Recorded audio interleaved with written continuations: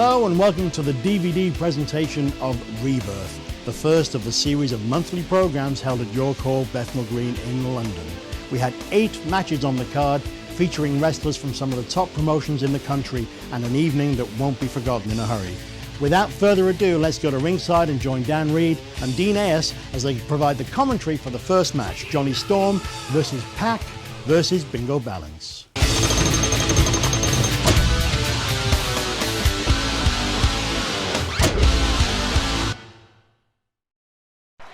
Dan Reed along with the Twisted Genius Dean Ayers here, and we are welcoming you to Rebirth and starting things off right now with this triple threat challenge. We're in the ring right now. You're seeing Johnny Storm and Pac along with Bingo Balance wrestling from Irish Whip, and that's Bingo Balance right now with a scoop slam. Twisted Genius Dean Ayers, what are you expecting from these three?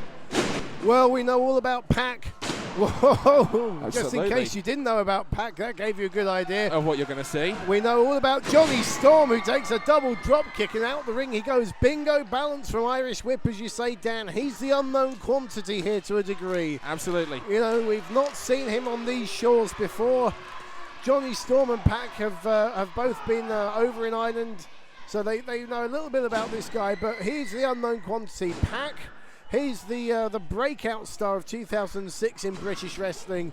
Been setting the country alight coast to coast with some dazzling performances. And Johnny Storm, well, he's the benchmark for cruiserweight wrestling that all British stars want to try and emulate.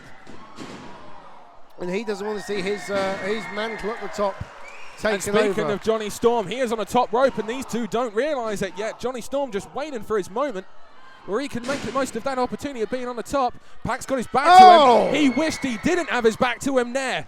There you see the experience edge of Johnny Storm waiting for his moment to strike, Dan. Absolutely, the 26-year-old Harlow native now. He's now in his 9th or 10th year, I believe, of the wrestling business. Oh yeah, he's been around a good old while. He knows exactly what's going through these kids' mind. Yep, this is the thing, as we say with Johnny Storm, he's been there, done it, and got the t-shirt. He knows exactly what their strategy's going to be, and Johnny Storm right now seems to be picking on the more inexperienced Bingo Balance right now. Pac back on the apron.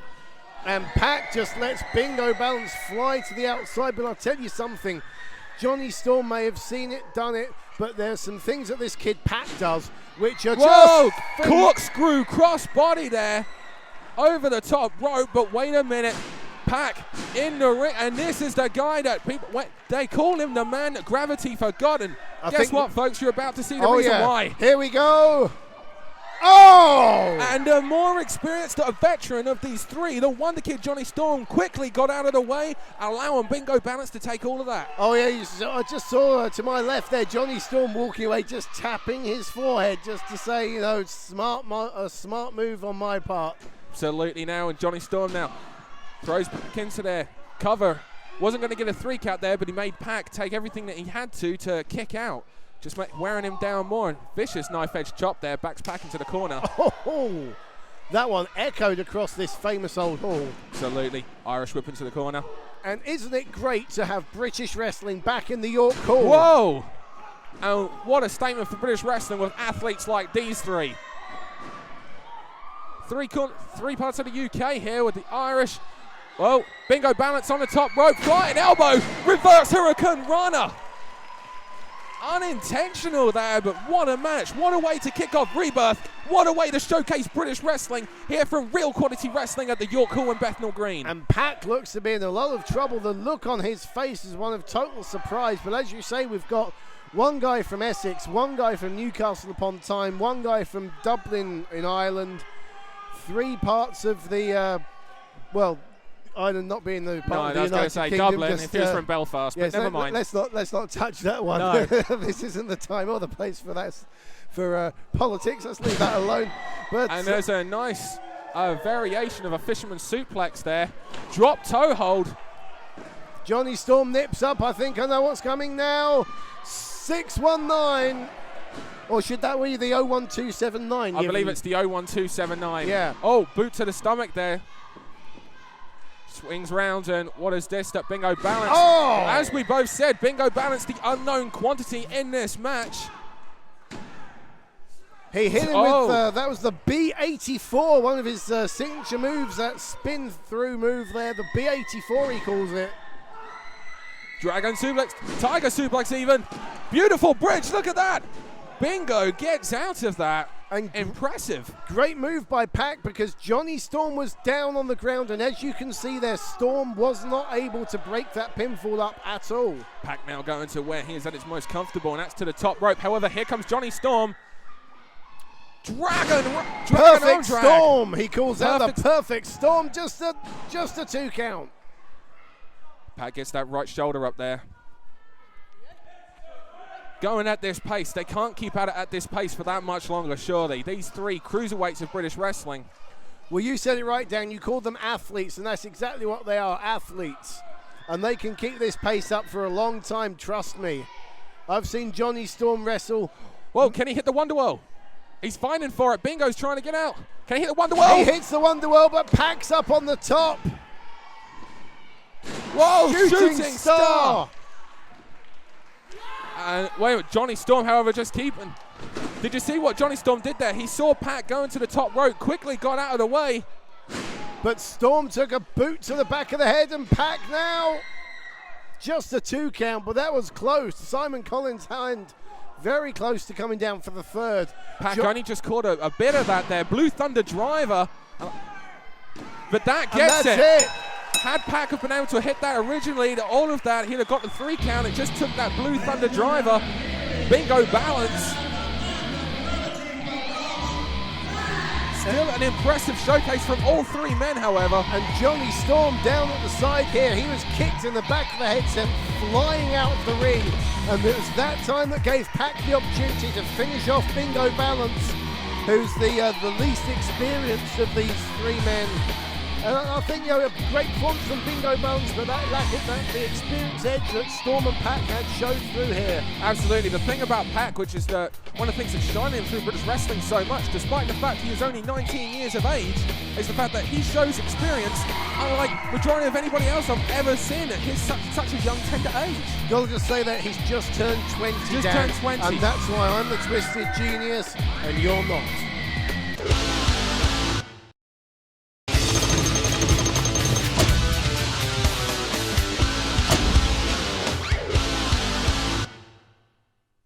The following match is scheduled for 1 fall, 1 submission, knockout or disqualification. Introducing first. Well, Dan, this is, as Len just said, this is a match that a lot of people, myself included, have been looking forward to for a long time. First time anywhere in the UK, as FWA's James Ty takes on NWA UK Hammerlock's John Ryan. 2 promotions very close to my heart. Absolutely. And this should be a cracker. 2 technical wizards.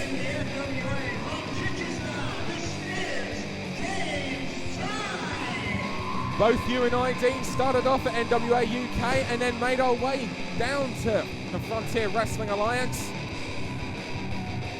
And this is going to be something quite special right now. Yep. And for a lot of people, it's going to be the first time that they have seen John Ryan wrestle outside of Kent.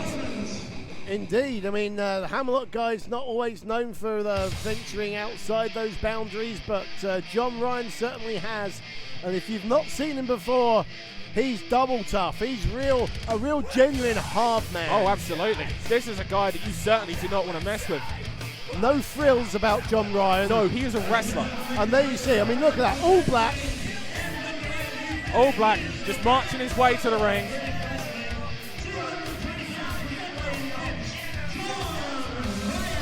That's the thing. Neither of these 2 are perhaps the most charismatic wrestlers. These 2 are wrestlers. They Yes. go in the ring, they get the job done. That is what both of these men plan on doing here tonight. Referee Andy Theo Quilden, the man in the middle here. Theo, what are you trying to say? He bears a certain passing resemblance to a certain footballer. But yeah, these guys, they're both wrestling machines, both hard guys. Look at this, you're going to see a lot of this, a lot of submission-based wrestling from John Ryan. He likes to inflict pain. And how about that? I mean, how often have you seen the opening move of a match be one wrestler trying to get a submission over the other. And if there's going to be a move that does it, it's certainly that cross arm breaker. Oh yeah, and that is basically, these guys, as we've said, they've never met before. Quick 2 count there. Absolutely. They've never met before. It's going to, well, they're not even bothering with the old the feeling out process. No, exactly. And both of those, not exactly the simplest of wrestling moves that you saw them apply straight away. They're feeling each other out. They've heard about one another. Now they're trying to see if what they've heard is true. Did you see the height of that takedown? Absolutely. He nearly dropped Ty on his head. This is something that I don't know what a lot of fans are expecting from this match, but I think they're all going to go away saying that this was something special. Oh yeah, I mean, John Ryan, they're just giving a message to James Ty. I'm going to try and make you quit anytime. This is the thing with submission moves. You can just lock some moves like that.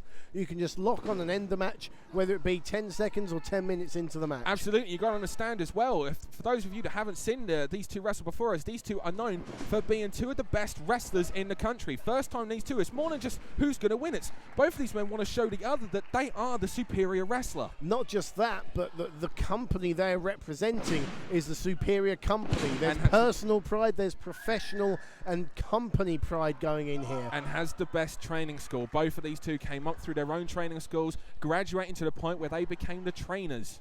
But this just says to me what is so good about the Real Quality Wrestling umbrella. We've got all these promotions who are coming under the one umbrella of RQW, and just showing wrestling fans what British wrestling is about. Absolutely. To my knowledge, it's the first time really that Hammerlock Wrestling, NWA UK Hammerlock, have actually ventured outside of doing business by themselves. It's the first time they want to work with Real Quality Wrestling. They want to show that this is British wrestling. Yeah. And what a man to send, John Ryan. Oh yeah, there's none tougher than John Ryan. And you hear that? That's just vicious. That's going to sting. Simple but effective. Absolutely. And James Ty rolls through now, trying to get a balance, push down. Nice. Ties himself up there. Pushes himself. Beautiful. Beautiful. The name of the game is wrestling, and that is what you are going to see from these two here tonight. Yep, this is British wrestling, modern British wrestling rules. And this is the only place where you're going to see this. Yeah. Right here at Real Quality Wrestling at the York Hall and Bethnal Green. Good sporting contest, we hope it has been so far. But like I said, it's been too long since British wrestling's been...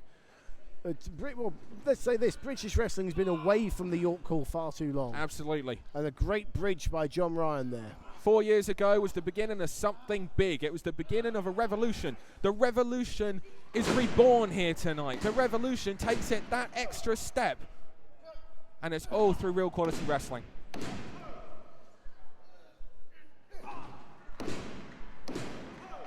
What strength from James Ty, and beautiful, kicks him off there. Nice, just drops the knee into the stomach on the way round. Look at the power of John Ryan at bridge, keeping all his weight on top. I was going to say, what that's trying to do, what's making the opponent do is you've got your opponent's full body weight on top of you. Just a 2 count. Series of 2 counts here.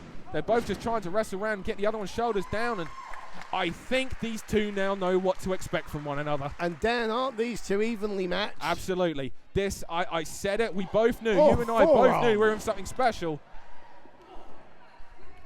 Some big-time forearms raining in there from both men, and a forearm uppercut now. And you are seeing the reason why you do not want to make either of these two mad. Oh, yeah. Oh!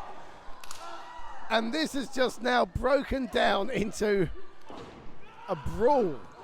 Oh, running forearm there. I think James Ty almost lost his temper. You don't see that happen. Just a mean right hook there. And Quilden telling John Ryan, RQW, British Wrestling, no punching. No punches. They're the British rules wrestling. of British Wrestling. Absolutely. And the name of the game is British Wrestling. It's often been overlooked as the American influence has come into the UK, but the rules of wrestling are no closed fists. Absolutely. So Quilden's got every right to tell John Ryan to open that hand up, and James Ty looks to be really rattled by that punch. I noticed the referee's not making a 10 count on the outside. No, it's like in boxing, which this venue's famous for. If you get a low blow in boxing, I guess, that you're allowed time to recover. To recuperate, exactly. But John Ryan straight back on the case, and again leaning all his body weight onto the head. Notice and the how neck. he uses his leg to hook the arm as well, turns it into a crucifix. John Ryan tries to keep on top as well. He's not letting him get away from this. James tries to roll the other way. And now Grovit from Ryan, and two real characteristics of British wrestling. Floats over. Let's see. Beautiful. Look how he holds onto the head as well. Chain wrestling and just basically using the whole of your own body as a weapon. Look at that. What do you call that, Reed? I have no idea. Pain. That's what I called it. Painful. And now he's going to use the other arm. It's like a camel clutch, but also a cobra clutch. It's a cross between a camel clutch and a full Japanese stranglehold. Yeah. And now John Ryan just stomping him on the back as well. Wow, what a match we're seeing. This is a great match. Absolutely. Ty ducks the clothesline. Oh, gets caught. Oh! Leg and arm suplex there. That was just beautiful. Ty went for the high kick and Ryan anticipated it. Caught that leg, suplexed him right over the top of his head. What power and what technique from NWA UK Hammerlock's John Ryan. You know, I don't know if Ryan's watched a lot of tapes of James Ty or if he just anticipated it. I'd imagine natural instinct. Heart attack clothesline there from James Ty. Ty runs those ropes again. Beautiful. Nice. Over the top, spinning neck breaker there. Hooks This could the be leg. it. And notice as well, those 2 counts are getting longer and longer. Absolutely. And now James setting up, maybe going for that Titanic or another snap suplex there. That was tight too, right on the back of John Ryan's head. Notice it took James a little bit longer to float over on the cover there. Both men are feeling this now. Both men are getting tired. Also, rather than kicking out, did you notice Ryan just popped the shoulder up? Absolutely. Less nice energy European uppercut expenditure. there. Less energy expenditure there. Yeah, European, or well, forearm uppercut, we call them in this country. Let's not go all American, Mr. Reed. I'm proud of being European. That's just a neck-breaking German suplex there. Did I call it a German suplex, or is that too European? No, that's the name of it. That's fine. It's a man called Heinz invented it, I believe. 2 count there. But, you know... If John Ryan has anything more to do with this, there's going to be a certain broken neck in this match, and I've got a feeling it won't be his. Oh, yeah. John Ryan will just pick you apart. Absolutely. Speaking of that broken neck, he's going for it again, look. He's trying to set him up for that pile driver. Well, the pile driver is one of his favourite moves, but Ty going... Titanic! He's putting him up. No, John Ryan's fighting it. Ryan knows what's coming, and he's using all his weight. Now he's trying to sit out of it. Wise move. Oh, yeah, really good move. Oh! That was an open hand, and I think that was a punch. He returned a punch from earlier this evening. That was a closed fist. Oh! And that's it. And I think Ty might be spark out. That was a knockout shot. If ever I saw a knockout shot in my life, it was right there. Well, this may be the York call, but this ain't boxing, Dan Reed. No, these are closed fists. There's no gloves here. But I think, like many other people at the York call, James Ty is staring at the ceiling. This has been classed as a no contest. A no contest ruling here. That's right, there are no closed fists. Punch or a closed fist. This was something special, and you know what? These two want to go out again, and I want to see it again, Dean. I want to see it again. Oh, ring the bell and put them back in there. I mean, these two are so closely matched. Tempers boiled over because I think the frustration that, you know, they couldn't put the other guy away. Absolutely. But both of them known for their technical wrestling, known for, I mean, we saw the snap suplex there, the head-on suplex from John Ryan, and both of these men just want to fight. Both of these men just want to fight. Well, as long as they don't come over here. And look at that, Ryan attacking Ty when he's got one leg through the ropes. They were known for wrestling when they got here. They'll be known for fighting when they leave. I, for one, want to see these two men go at it one more time. Hell, 2, 3, 4. Give me a whole DVD's worth. Neither man renowned for being exactly even-tempered, but wow. I mean, that's... apart from how it ended, what a great match we saw. It was a fantastic rest. And how often do we see James Ty lose his temper like this? I've seen it a couple of times, but John Ryan, on the other hand. This match is a no contest. is a no contest. Like you said, except for the finish, what a beautiful wrestling match. But you know, these fans don't like it, but I'm sure you don't often hear me say this, but let's face it, Dan Reed, at the end of the day, rules are rules. Absolutely. And we will respect the rules of British wrestling.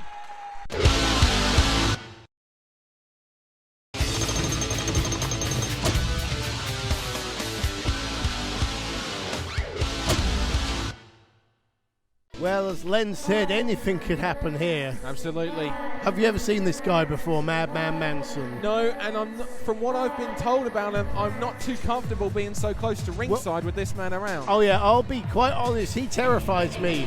Barking mad doesn't even describe it. Look at the man. He comes to the ring in a straitjacket, rolling down the aisle, one boot. He's got one boot. Yeah, and the other one's drawn on. Look. How did he get the one boot on in a straitjacket? I don't know. He's now trying to header the camera. He is barking. Oh, Ladies and gentlemen, making his way to the ring from the new Bedlam. The other boot is drawn on. Yeah, it's drawn on. Bedlam Asylum. Get him away from me. 215 pounds. He is Madman Manson. Can we move our table elsewhere? Like, who deals with him? I don't know. Who's his business agent? I don't know how did he get in the country? I mean, the guy's from good Ireland somewhere, or New Bedlam Mental Reform Centre, Ireland? That explains it. and he's trying to escape. He's got out of the... No. I'm keeping my distance from this me guy. too. I'm. Can you stay in front of me? Just keep in front of me. Right, ladies and gentlemen. God bless your bravery for once. And his opponents. He's got drawings all over him. Is that a ladder in your tights or a stairway to heaven? You must Some strange things written on him as well. Yeah. How about an all-expensive night out with the puppet? XSW. What's that mean? I have no idea. What, you lesbian or something? Sit down, I'll write a song about slaves like you. And I know that music. I'm going to dance now if you don't mind. Do you have to? Yep. One half of the 1PW Tag Team Champions. 220 pounds from Essex. This is the Pucker One, Darren Burridge. Oh, he's all about having fun. Unless you annoy him, of course. He didn't get that 1PW Tag Team title by completely having fun then. Well, great match at the 1PW anniversary show that crowned him and Colt Cabana. Team Shag, the Street Hooligan Adventure Gang, as they're known. They became champions in a three-way ladder match against Johnny Storm and Jody Fleisch and Southern Comfort. Great match it was. And don't underestimate the wrestling ability, actually, of you keep out of my way. I'm on my guard there. Yeah, you can stay on your guard there. Madman Manson coming a bit too close to us for our liking here. I'm not insured. He's coming closer. Yeah, well, keep him back. You've got a chair. Keep him away. Keep him away. He's hiding behind a Sarah. Behind Sarah. Get him away from me. Hide in her hair. Get away from me. Get away from me. Get away. No. That's my chair. Yeah, well, it's his chair now. Stay. Hey, that's my chair. No, it's his chair. You stay away from him. Actually, no, go for it. Can I have my chair back? Have you ever thought about saying please? If any time you go along someone that's that mental, say He please. stole my chair, Len. No, I was watching the Can you last have match words, backstage, and, well, it didn't really finish in a happy ending, did it, ladies and gentlemen? Oh, that's right. So, being the king of the champs, the Bobby Barbarian, the Pucker One! The King of Champs, the Burberry Barbarian. The what? I've had a Burberry word Barbarian. with the RQW officials.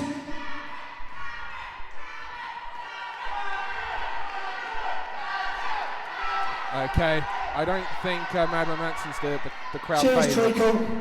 I had a word with 1PW official, Stephen Gortley, and they've both agreed to make all my mother puckers happy and the RQW loyal Bethnal Green fans. This match is a 1PW rules match. One PW rules, If which you want to see a 1PW's rules match, give me a who.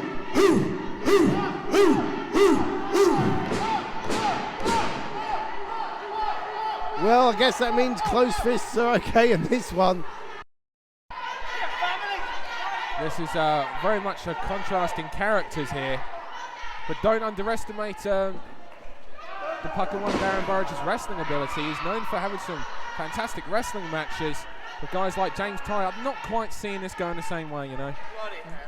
Well, I've commentated on 2 Madman Manson matches in my time recently. He's trying to do up the boot that's drawn on. Yeah, the referee checking that. It reads boot on it, so he knows what it is. And it looks like it's got the swoosh, the tick of a certain brand as well. Yeah, it's... In fact, his left leg looks like it's got a different sports brand. Yeah. I don't know if these are official sponsorship deals or what. Many sponsors on Madman Manson. That'd have been interesting meetings to have been in on. What does 8-0 mean on his back there? I guess that's what it means. 8-0, 8-0, something like that. 8-0, yeah. And we have toilet roll drawn on him. The and wrestling movie. Fluids only, the wrestlingmovie.com. I think this is a new form of sponsorship. There seems to be a can of Red Bull drawn on his back as well. Other energy drinks are It available. reads Red Bull Warrior.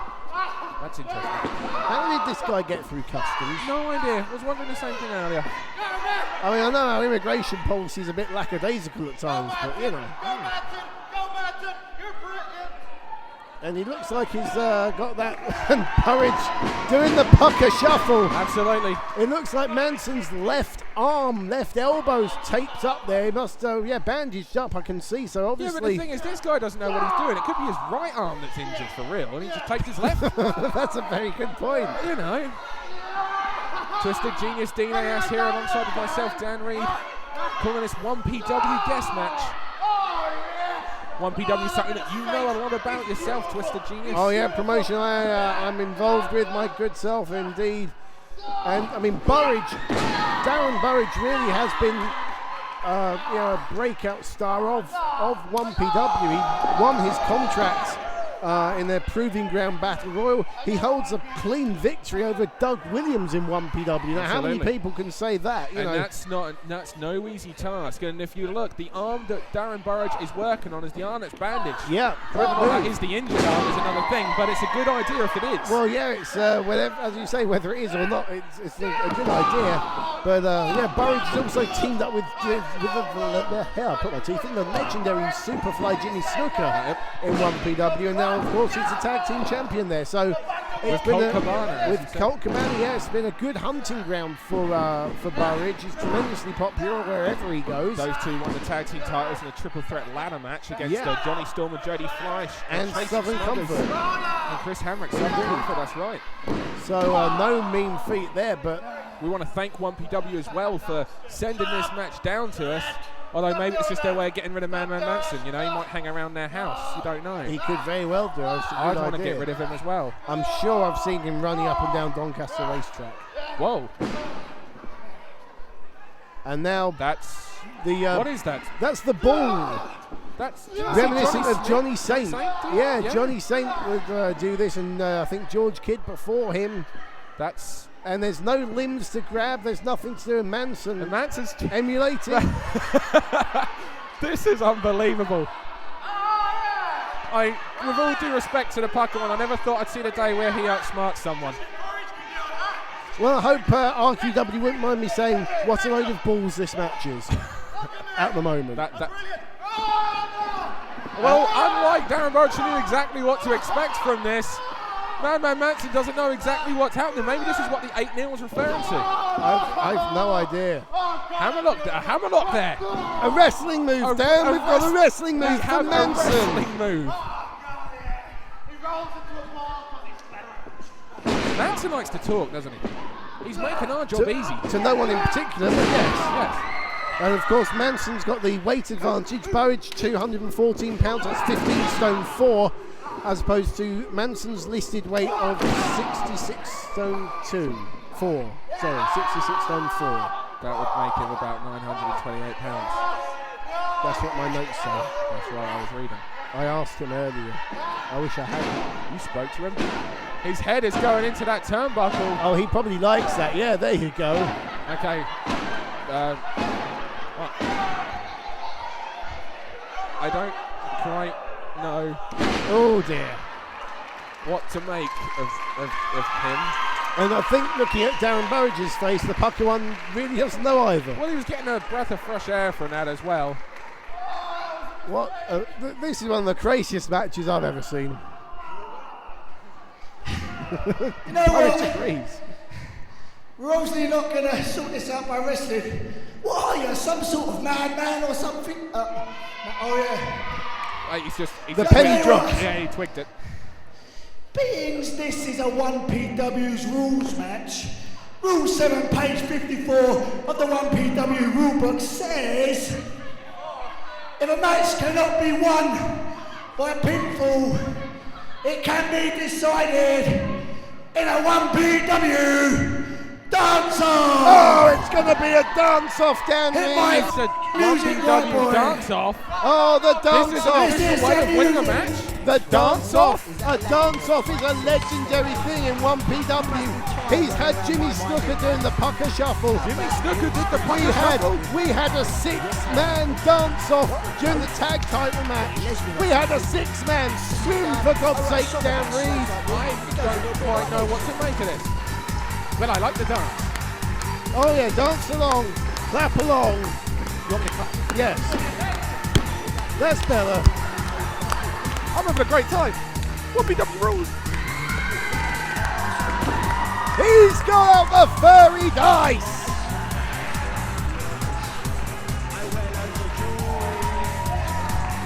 Well,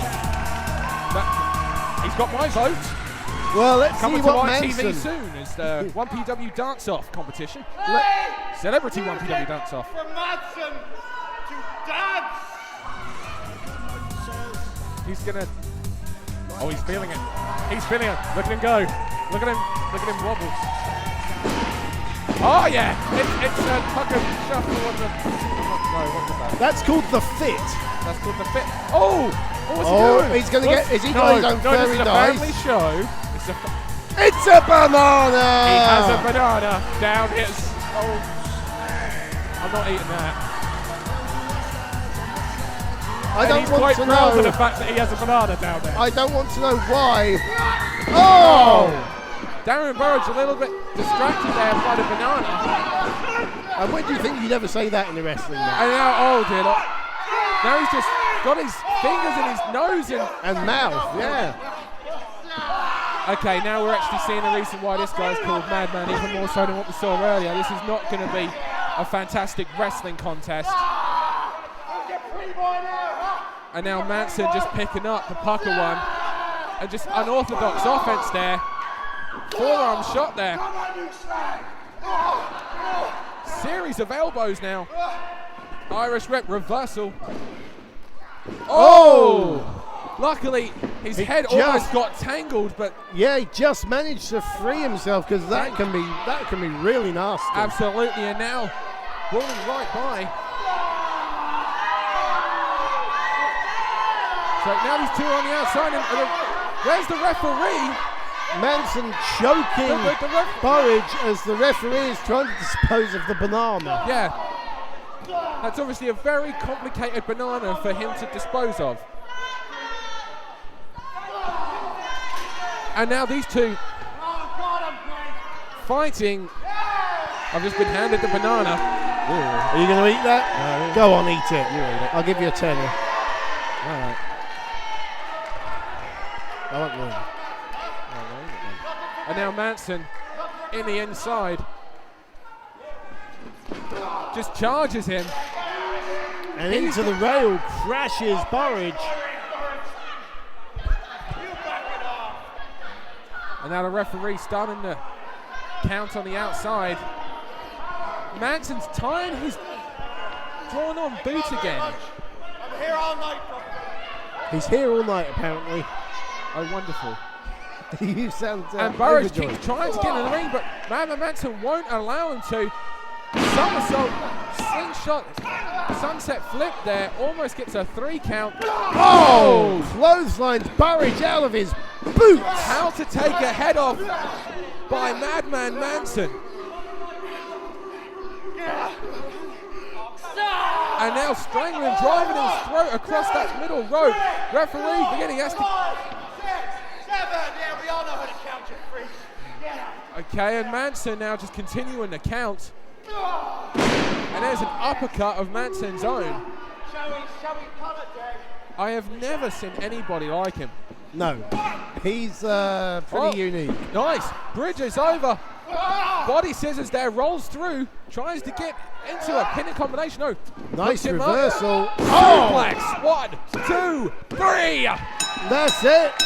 It was a wrestling move. Here is your winner, the Pucker One. All the fanciness, all the brawling, everything that Madman Manson did, the biting, the pulling of the nose, everything he did, he succumbed to a wrestling move by the Pucker One, Darren Burridge. Well, I guess that's how you beat a madman, conventional good old wrestling. Absolutely. What an experience that I'm sure the Pucker One does not want to The repeat. Pucker One, Darren Burridge. And what a bizarre individual Madman Manson is. But your winner, the Pucker One, Darren Burridge.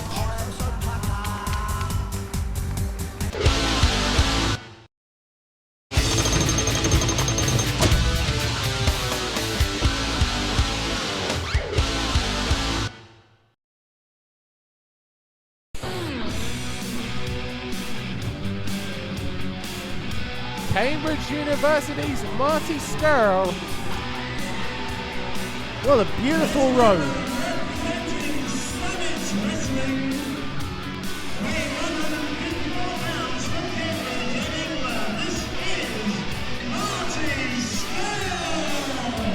So there you go, Marty Skirl representing Summit Wrestling, which is an East Anglian promotion. Yeah, not that far from me. And here comes the second competitor in this cruiserweight four-way. It's time for bubblegum. I like bubblegum. The wrestler or the stuff you put in your mouth? Little column A, little column B. Okay. Very colourful star. Yep, here he comes. Absolutely.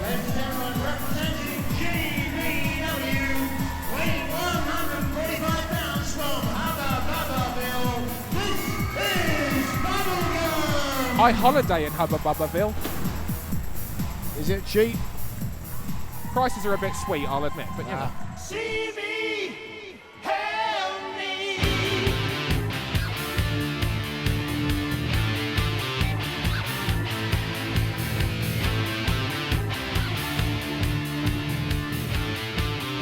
And here comes JP Monroe.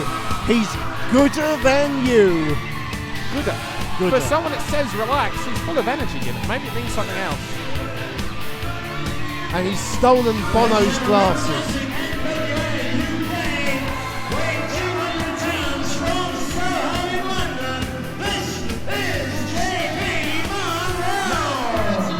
Now, he's the character. You stand before this court, accused of heresy. I have been impressed by this man.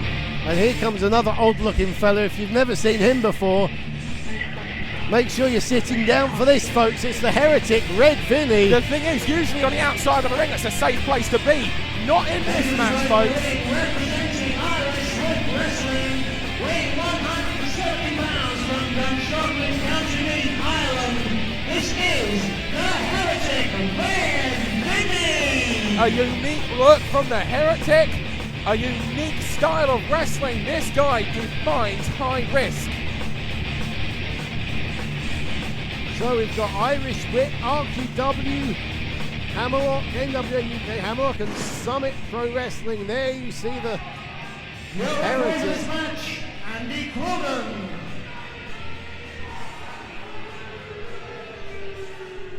Four of the UK and Ireland's best cruiserweights in action here.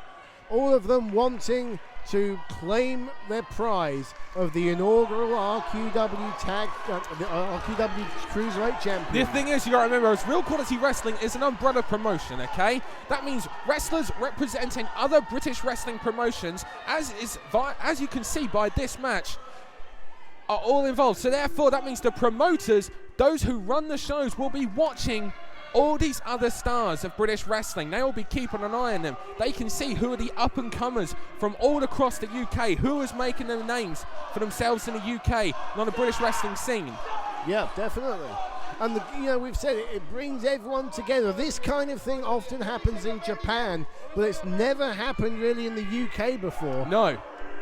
We've seen tournaments like Super J Cup and Top of Super Junior and things like that in Japan. Where Absolutely. Inter-promotional tournament where different companies enter different wrestlers. Absolutely. And it's great to see it happening in the UK under the banner of real quality wrestling. And of course, at the York Hall, Bethnal Green, a famous old venue. And next year, of course, the King of Europe, the King of England Cup will be taking place. King of Europe, even. King of Europe Cup, yeah. And that will be featuring stars from all across the world, even. So real quality wrestling really setting the stage. Hopefully a very good future and promotions working together. And now we're starting off with Irish Whip Wrestling's The Heretic, Red Vinny and Bubblegum. Waistlock there. This, basically, if you're watching this on DVD, it might be worth watching it in slow motion so you can keep up with it, okay? Because this is going to be fast. Slides through. Heretic Red Vinny off the rope. Whoa, catches the leg, does the Heretic. Nice. Over the top. Body scissors attempt, turns it into a drop toe hold. See what I mean? So many moves. These guys are moves ahead of themselves. But the other thing to note is we've already seen there is that these guys were all in the ring against each other back at Summer Brawl in the 9-man cruiserweight match where the last 4 qualified for this match. Absolutely. So they all know each other to a certain degree. Shades of Tiger Mask stared away, whipped himself through the ropes. They clashed. And Skrull tags in whether Bubblegum likes it or not. Skrull tags in and celebrates. It's like he's won something because he tagged in. He's excited to be here, Dan. Where's he from? Cambridge? Cambridge University. Is he a graduate? I think he's an undergraduate at the moment. He's an undergraduate. He's studying hard. Studying hard, okay. Youngster. And it's great to see, for once, a student who actually looks like they take care of themselves and don't just drink beer 24 hours a day. That would be terrible. Not that I ever did that, obviously. No. And a tie-up now. Heretic into the ropes. He breaks off and celebrates again. He's very, very proud of himself. Everything he does, very, very proud. Indeed. He takes care of himself. He takes great pride of himself. What do the drawings on the face of the Heretic mean, do you know? I have no idea. So let me get it straight. I imagine he probably got assaulted by Madman Manson. I was going to say, so let me get it straight, right? Madman Manson you did go up to and speak to, right? Red Vinny you didn't. Well, I didn't have time. Right. I had to untie myself. Right. From Manson's. Okay. Lair. Yeah. Lair. Yes. Okay. I should have kept you there. Anyway. These fans getting on the case of Marty Skrull. Not making himself very popular here. Seems like he's his own fan. Hey, I like the guy. He's a good kid. Are you as big as a fan of him as he is? No one is. But nice head and arm scissors there. Fitting in wrestling between his university studies. And what do you know about Marty Skrull then? What do I know about Marty Skrull? Well, he's been around for about 2 or 3 years now, and great training. I mean, this guy is trained at drop kicks, and guys like Tony Scholar and Steve Gray, real legends. I mean, These are guys who know how to wrestle. Oh yeah, Steve Gray, a former world lightweight champion, a living legend in the Absolutely. British So when other guys are rolling around, doing all those crazy flips to the outside, Skrull will be there putting on an arm lock and hurting someone. Oh yeah, Skrull he'll wrestle. I mean, he can fly if he wants to, but he's a great technician as well. So he's going to be looking to ground these guys then. Did you go to university, Reed? No. It's good to know don't just let anyone in these days. I did. Yeah, you did, didn't you? Yeah, I got a 2-1 and diabetes. Awesome. I worked hard at both of them. Can we concentrate on the match? Yes. Okay. Marty Skrull flips over. And keeps hold of the legs there. That was a degree of intelligence. I'll show that. Oh, degree of intelligence. I like what you did there.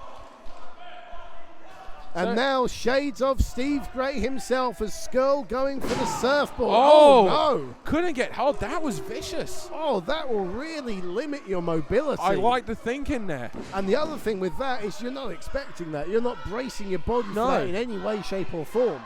He has just shortened Red Vinny's career there by a number of years. And working on the legs again, great rolls moves. Through, keeps hold of those legs, drags him away from the ropes. Very smart. Chain wrestling, yeah, you can see the influence of his trainers there. Foot right to the back of the knee and the thigh now. Picks him up. He's making him stand on it, which can't be easy.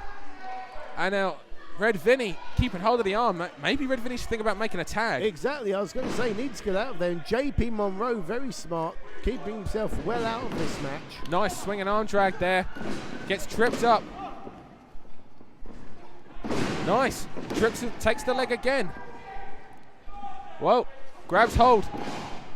Backs off and he bumps into it. Now this keeps hold of the arm, rolls through. Oh, nicely done. Now this is an elimination match, I believe, so great move from JP Monroe to be on the outside, just keeping If this is himself an elimination fresh. match, then yeah. If I was Red Vinny and your knees are hurting you, I'd stay out. I'd get out. Well, I mean, it's worth noting the last two men, the last two men in this match, they will meet on January the 12th for RQW's No Pain No Gain back here at York Hall to crown an inaugural RQW Cruiserweight champion. And absolutely, and that's the thing. Think of real quality wrestling. It's almost like it's the old days of the National Wrestling Alliance, okay? It's where promotions send their best to represent them to face off for these titles. When you see a guy with that championship belt around his waist, you know he is the best. JP Monroe finally in this match. And Skrull doesn't seem to... JP seems to have a following here at York Hall. Strange things have happened, I guess, but I wasn't expecting that. I don't quite know what I'm seeing here. It's a combination wrestle and dance, I think. It's shades of the dance off from the last match. And a nice arm drag. We're getting an exhibition from these two.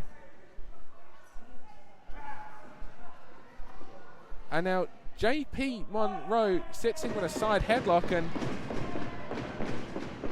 shades of Johnny Saint again. One of the most influential wrestlers of our time, as Johnny Saint, because we're seeing a lot of it tonight.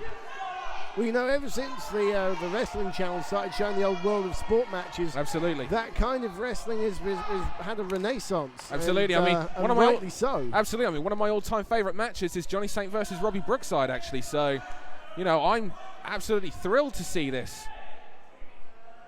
Fairfield, Croydon. Absolutely.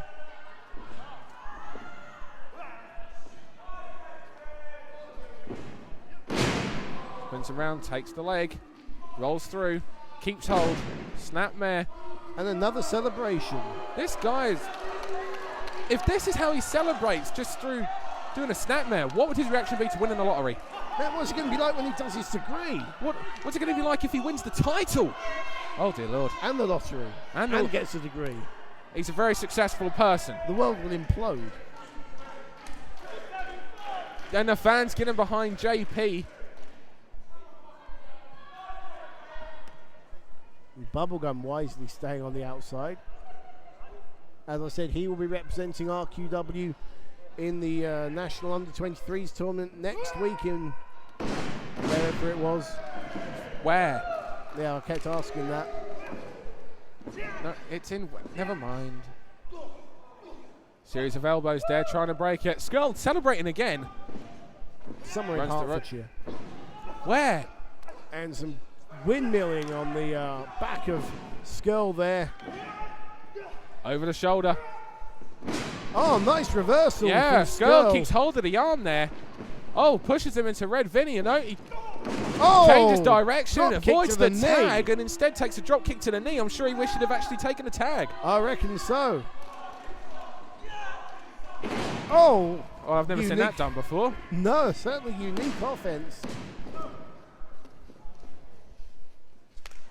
JP Monroe crawls, and there's Bubblegum. So Bubblegum tags himself in, and now we've got Bubblegum against Marty Skrull.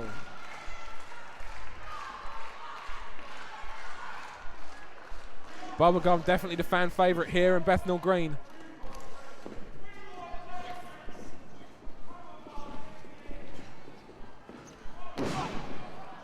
Beautiful chain wrestling there from Bubblegum.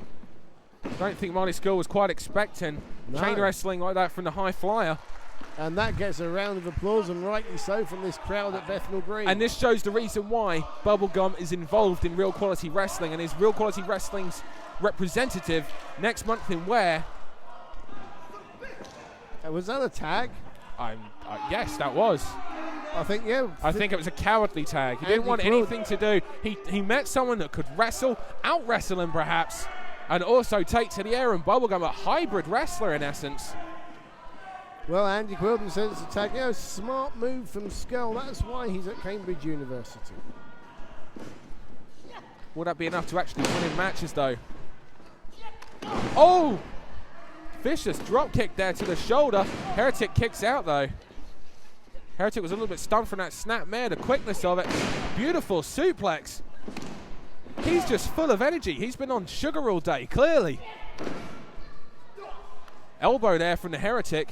Irish whip into the corner. JP stays well back. Oh, no, he tags him. Yep, Monroe tagging himself in now. And the Heretic. What goes through someone's mind when they look into the eyes of the Heretic Red Vinny? Well, he is a very unusual looking man, but yeah, there you see the look on the face of Monroe. And now these two are going to finally tie up, but no, Monroe goes behind, picks him up. Oh! And I think the tempo of the match has just changed. And JP Monroe with a vicious backbreaker, followed by some knees to the back and a jumping leg drop. And now JP, no doubt, is going to be looking to keep the Heretic in there. Well, yeah, he's gone to work on the back there, certainly.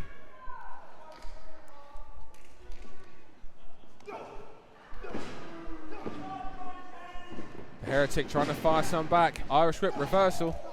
Tag, mate, this is where, if you're going to wear someone down, you've really got to keep them away from the corners where there's another wrestler, because otherwise they're just going to be tagging in and out. As you see there, absolutely. Oh, he's not tagging. And it seems like we've found our first union here. Oh! And that's just standing on his head. Ouch! And JP Monroe and Marty Skrull seem to have formed a bit of an alliance here. Something tells me it won't last too long, but an alliance has been formed indeed. And now JP Monroe just stretching out. And he let go of the arm there, and Bubblegum was... to applaud himself. Yes. Well, there you go. Bubblegum made him pay for it, though. He made him get out. However, JP with just a vicious rake to the eyes there. Irish whip. Bubblegum to the ropes. Great drop kick. Yeah, beautiful height. Bubblegum was able to try and avoid it to the best he could, but still took it. But so far, no sign of a score, no sign of an elimination yet. No, not yet. However, Bubblegum now on defensive. And if I was a betting man, I'd say the first person to be eliminated in this match was actually going to be Bubblegum, as it stands right now.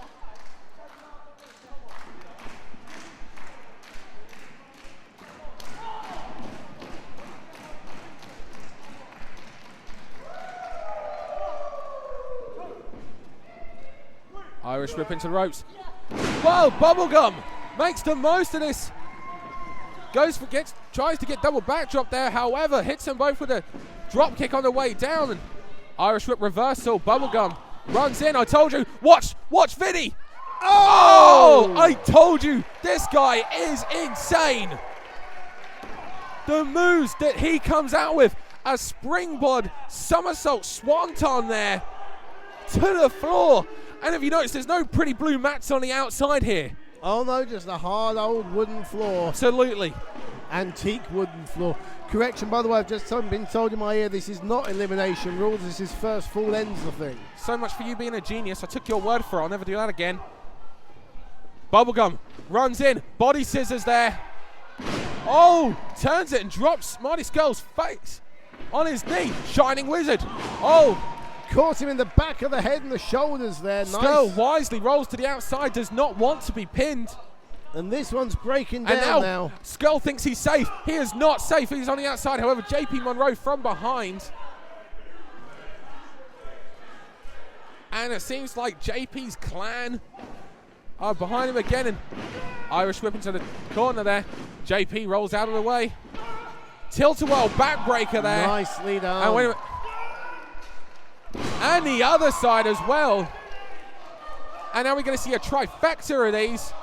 Oh! Yeah. Roderick Strong, eat your heart out. A series of backbreakers there from JP Monroe. And I think Bubblegum is having a hard time breathing right now. And here comes Red Vinny from behind. Just a vicious boot, forearm shot. Springs off the ropes. Over the top he goes. Catches his balance. Over, lands on his feet. Just a vicious clothesline. Nothing pretty about that. Just a clothesline. And there's a running Mafia kick. Takes JP down. JP slides to the outside. And the pace has quickened here. And Marty Scurll singling for something. Run up Bulldog there. Countered by Vinny. Series of elbows. Scurll hits the ropes again. Red Vinny catches him in the wheelbarrow. However, Scurll rolls through. Attempts a body scissors pin. And now he looks like he's signaling for that pendulum of pain. And he gets it. And he now swings and drags him to the turnbuckle. And is banging it. Just dropping him. Trying to bang his head on the bottom of the turnbuckle and then dropping his face first on that mat. So Matt Burns there. Forearm shot. Fans not too friendly towards Marty Scurll. A combination backbreaker face plant there. And now Vinny is signaling for something off the top rope. And this is not where you want to be if you're Marty Scurll. Because if Vinny comes off the top rope and hits you with something, it is over. But watch out, because Bubblegum's getting back onto his feet just beside us here. Desperation kick to the head there from Marty Scurll. He knew it was over if Vinny would have hit something. Watch out for Bubblegum sliding from behind. JP Monroe just getting to his feet as well, so we're getting all four men back in action now. Absolutely, I told you this could break down. There's just a vicious Onsaguri kick there to the back of Marty.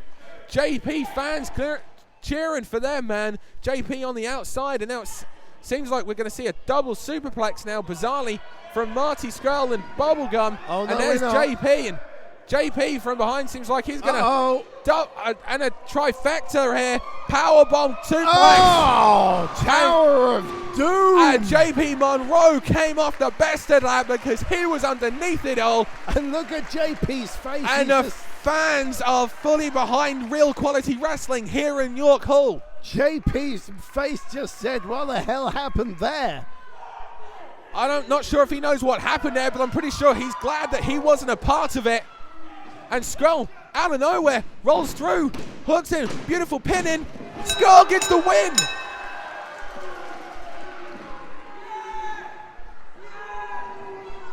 Ladies and gentlemen, JP Monroe has been eliminated. JP Monroe has been eliminated. What do you know? It is elimination. Make up your mind. I said that all along. I know you're called the Twisted Genius, but don't twist your facts. Someone gave me that information from the back. I don't know who. Yeah, whatever. I'm telling Len Davis. I'm going to do my own I'm telling work. Len, the owner, that someone's giving me duff information in these headsets. That's what I'm going to do. You know what? I'm going to write a letter.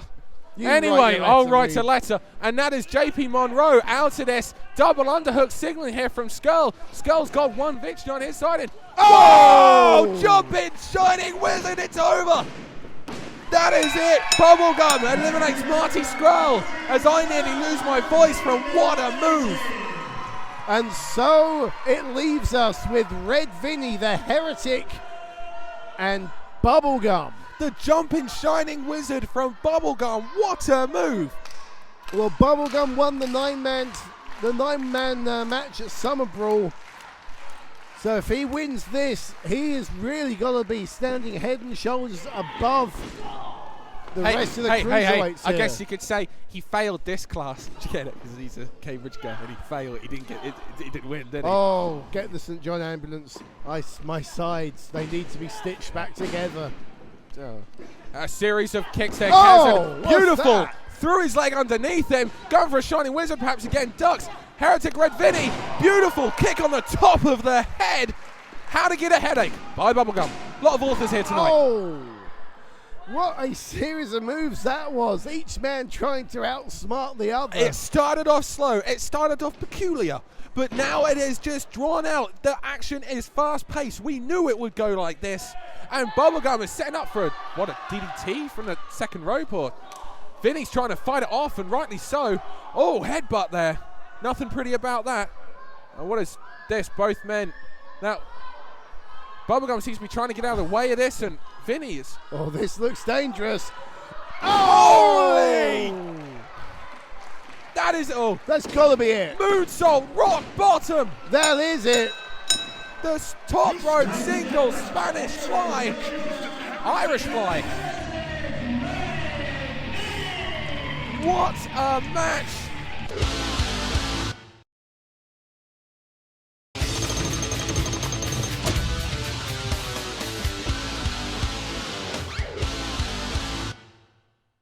Introducing first, a former British heavyweight champion in himself, the Phoenix Jody Fleisch. Oh yeah, Dan, the York Hall Bethnal Green here. A very good hunting ground for Mr. Fleisch. He won the FWA British Heavyweight Championship in this very venue from Flash Barker in an awesome ladder match. One that is a bit of a sore point with me. Yeah, where were you that night? I was managing Flash Barker. Oh, the guy that lost the title? Yeah. You were managing him, and he lost it to Jody. But will Jody Fleisch become the winner and become the IWW champion against this awesome physical specimen, the Drew Galloway? Absolutely. I saw the Drew Galloway in action live recently against Go Shiozaki, and my goodness, what a match those two had. Drew Galloway coming out on top, but via questionable means. And that's how he's been winning a lot of his matches recently. And here comes this 6'6", a heck of a specimen. I'll say that about the guy. Oh yeah, 6'6", 17 stone from Ayr in Scotland. And just look at him, exuding confidence for a man who's only been wrestling 4 years. He's racked up an awful lot of wins. He's picked up a lot of gold, and well, you'll see why tonight. And also, of course, worth mentioning, the WWE is sniffing around this guy. Absolutely. Let's hope that the Drew Galloway can be as successful as another Scotsman who certainly made his impact around the world, and that's Drew McDonald, the Highlander from Hell. Definitely. And if people are tipping the Drew Galloway as being perhaps the next big thing, especially when it comes to Scotland's greatest gift to the world of professional wrestling is apparently the Drew Galloway. He'll tell you that himself, actually. Well, I think Simon Collins may very well have his work cut out. And look at Jody Fleisch. Those leaps he does. I mean, this straight is up to the top rope. Yeah, there's no one else as springy as Jody Fleisch. He look at this, just mocking the referee. Oh, I like it. This is right in front of us as well. This is terrible. You've got to see this. You've got to be here live in person to see the size difference between these two. The referee, a normal-sized man. The Drew Galloway, certainly not. Definitely not. No, and this is going to be a clash of styles, a clash of sizes. I mean, Drew Galloway's got, let me do my maths here, he has got 9-inch height advantage over Jody Fleisch, as well as around about 6 stone in weight. Absolutely. So Jody Fleisch is going to need to use all of his experience, which is the edge that Jody Fleisch has, 10-year pro as opposed to 4-year pro. Screaming teenage girls certainly in the corner of the Drew Galloway, but I think that's about it. I think that is indeed about it. Well, let's face it, a Scotsman coming down to London isn't going to exactly be the most popular guy in the on the roster. Especially when we are in London, and Jody Fleisch has home field advantage here. Exactly, from Walthamstow, which isn't exactly a million miles away from round here in East London as well. Exactly. And now we're gonna begin. I mean, Jody Fleisch has the advantage here when it comes to experience. Here's another thing: Jody Fleisch is used to being the smaller man in the ring. Yeah, and Drew Galloway's used to being the bigger man in the ring, but there's being the smaller man in the ring, and there's being dwarfed like Fleisch is here. You know, as I said, 9 inches, 6 stone. That is a lot. That's a lot of. Well, we see. There you see. Absolutely, there, Exhibit A from the Drew Galloway. Strength and size. The thing is, when Drew Galloway picks you up, that's not a normal throw or normal landing. You're going 6'6" up into the air and dropping down onto that mat hard. Oh yeah, he's pitching you across the ring. The only thing I would say, as a manager of champions, my good self, and as a tactical genius, Jody Fleisch is going to have to hope that Drew Galloway gets overconfident and makes a mistake. Going for a head scissors there, it looked like, from was Jody Fleisch, but there was the power from the Drew Galloway. Just threw him off. Nicely done by Fleisch. That's what we're telling you about. And again, using his aerial skills, leapfrogging Galloway. It's no mean feat. Using his aerial skills. But nice athleticism from the Drew Galloway. It's not often you see a 6'6" wrestler take to the air, but Drew Galloway did it as though he was a cruiserweight. Well, interesting. Oh, look at that. Great move from Fleisch. Interesting tactic from Galloway, but he's on the back foot now.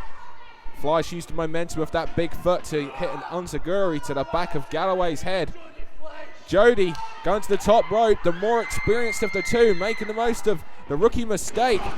And there's a nice top rope hurricanrana, sends Galloway to the floor. And that's what I was talking about, Dan. Galloway decided to show off to the fans, do a bit of jaw-jacking instead of wrestling, turned his back on his opponent, which is a cardinal error under any circumstances, especially when you're wrestling a guy as lightning fast as Jody Fleisch. Absolutely. And that's what Fleisch is going to have to capitalize on here. It was Jody Fleisch and Johnny Storm who really re-revolutionized British wrestling, as I said, about 6 years ago. The Drew Galloway wants to make his name not just in Britain, but in Europe. He wants to go across the pond. Like you said, the WWE have been sniffing around this guy, so it really will be a case of, if the Drew Galloway beats a name like Jody Fleisch, he will have accomplished something in wrestling. Oh, and Dan, look at that. If you want to beat Jody Fleisch, that is a very good way to do it. Oh, he's broken him in half. That was like a super backcracker there. Just a 2 count. Yeah, I mean, if he'd have got that, what would you have told him then? If you were managing Drew Galloway and he spent all that time celebrating over hitting the move instead of getting the cover, what would you have said to him? I'd tell him you've got all the time after the match to celebrate. Now's the time for work.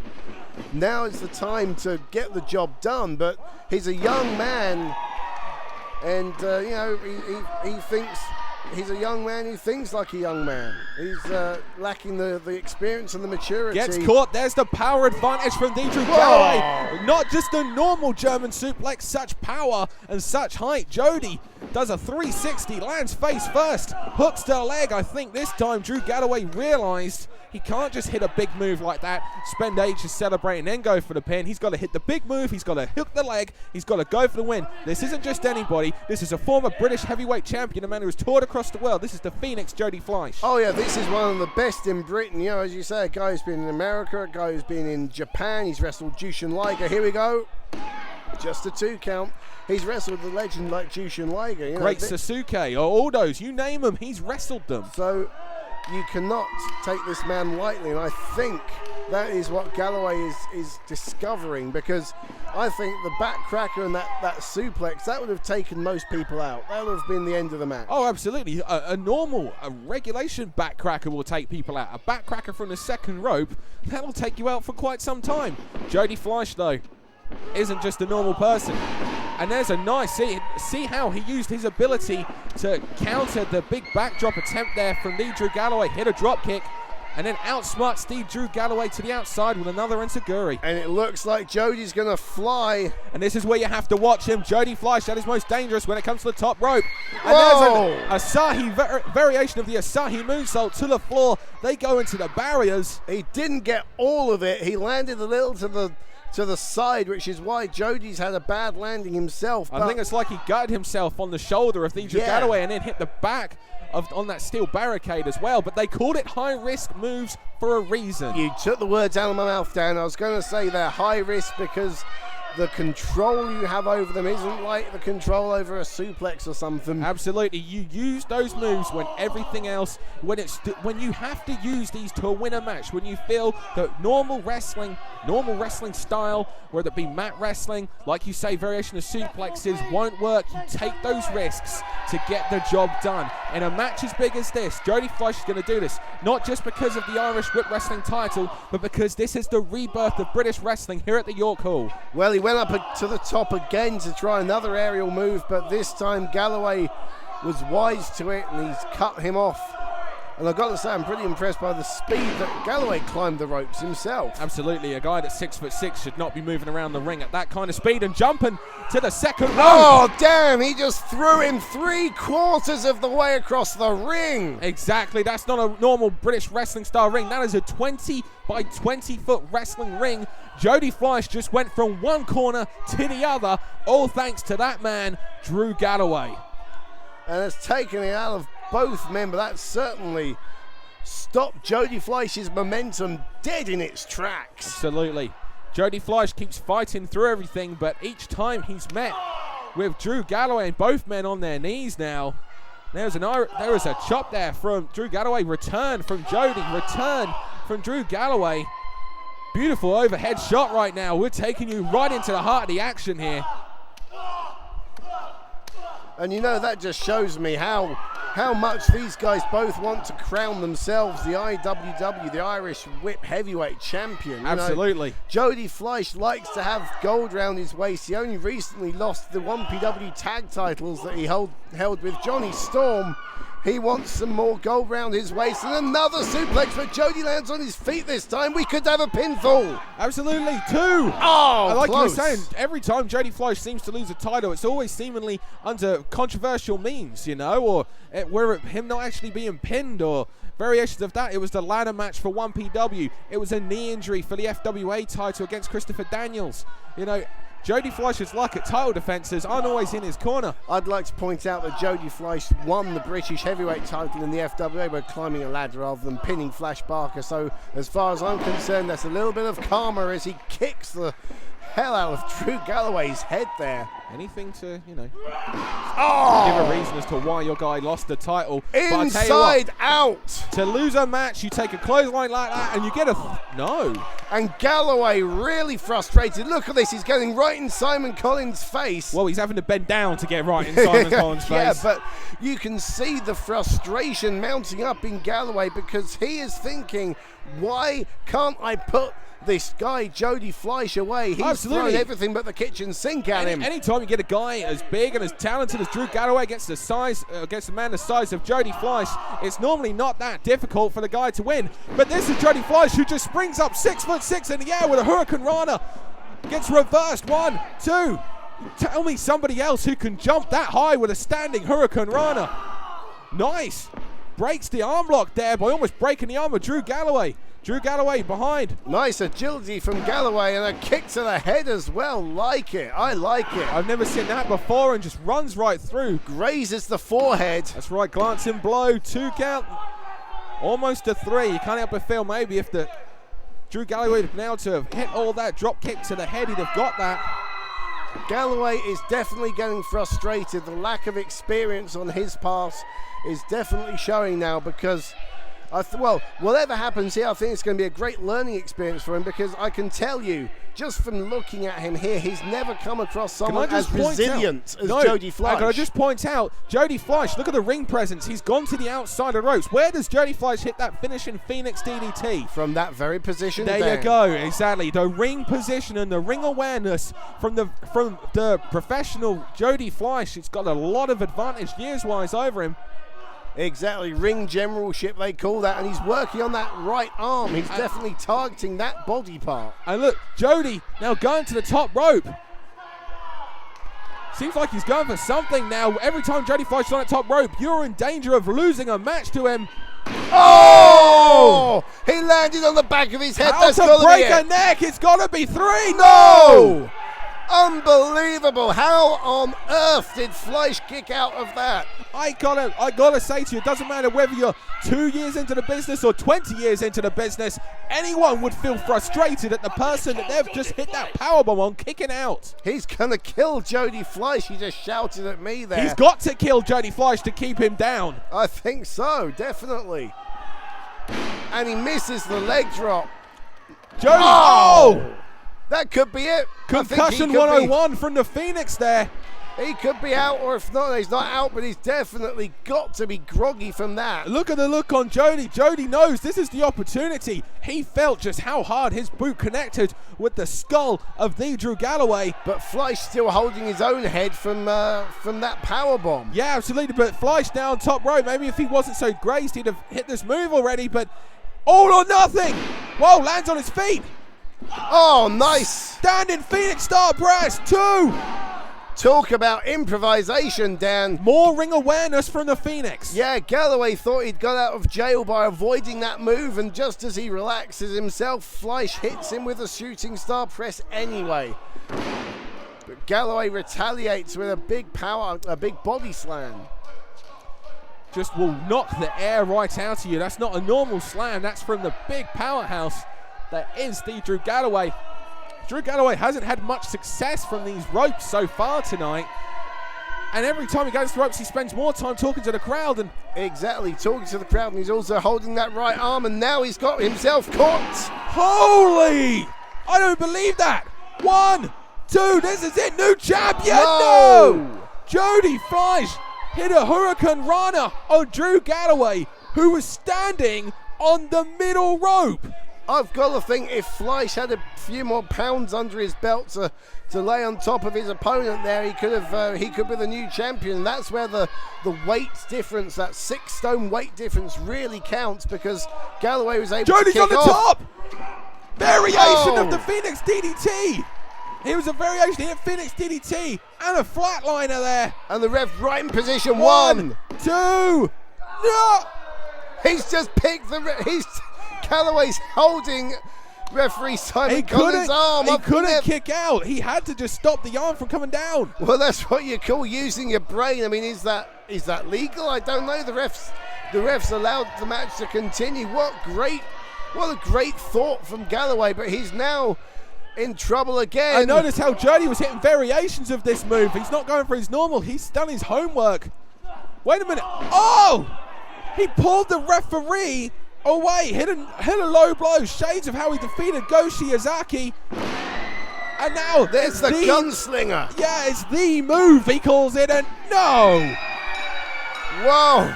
Why? Talk about the thinking man's wrestler. How about that?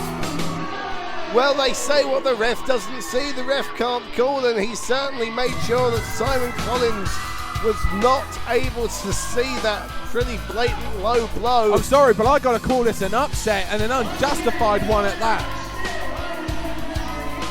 Wow. Ring announcer Len Davis there calls it. Len, he is still the Irish Whip Wrestling champion, but how can Irish Whip Wrestling management be happy to have a guy like this who constantly cheats to win the title, who shows the title that kind of respect as their champion?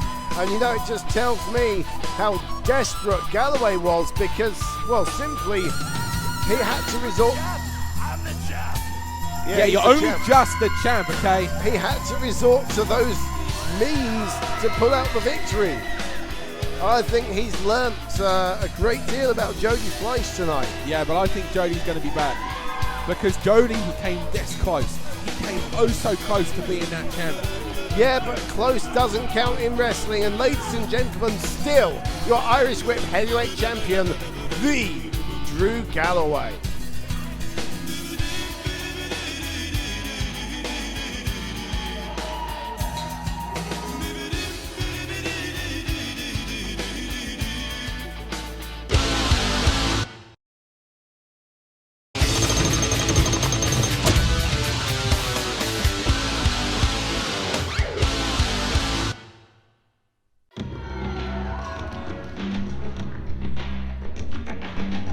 So here comes Portia Perez from Ottawa, capital of Canada. Beautiful city. A beautiful woman. This woman, no one should mess with this woman. She is professional wrestling personified.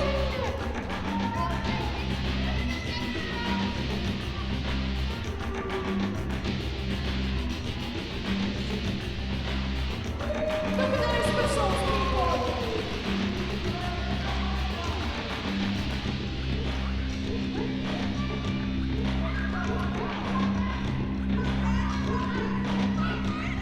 Show some respect, please. Show some respect. Show some respect. I don't think that's how you go about getting respect, actually. Respect, please. Portia Perez, though, very accomplished. The things that Jetta was saying, annoying, but unfortunately true.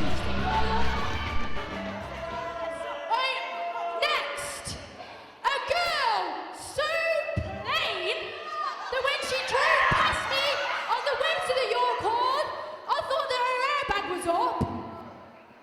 She's got skin so greasy, it looks like she's been bathing in a deep fat fryer. See, why couldn't she just, give a normal introduction to both women? She's from Essex. Surprise, surprise. Yeah, just like each and every one of you scumbags. Weighing in at 126 pounds. That's about, 30 stone, roundabouts. She is Jezebel. Oh, the little petition, which I didn't know anything about. Did you know anything about? I signed the petition. Oh, you probably printed it up for her. And here comes the Jezebel, Eden Black. She is a fantastic representative of women's wrestling. Talk about intensity coming Oh, down the rim. absolutely. She personifies women's professional wrestling. Oh, absolutely. Yep. So is Jetta going to keep her nose out of this match? As long as she keeps her voice down, so I'll be happy. She looks like a, fair kind of girl. And she's making her way. Dean? Well, looks like she's coming over here to join us. Hey, there's no seats. She can sit.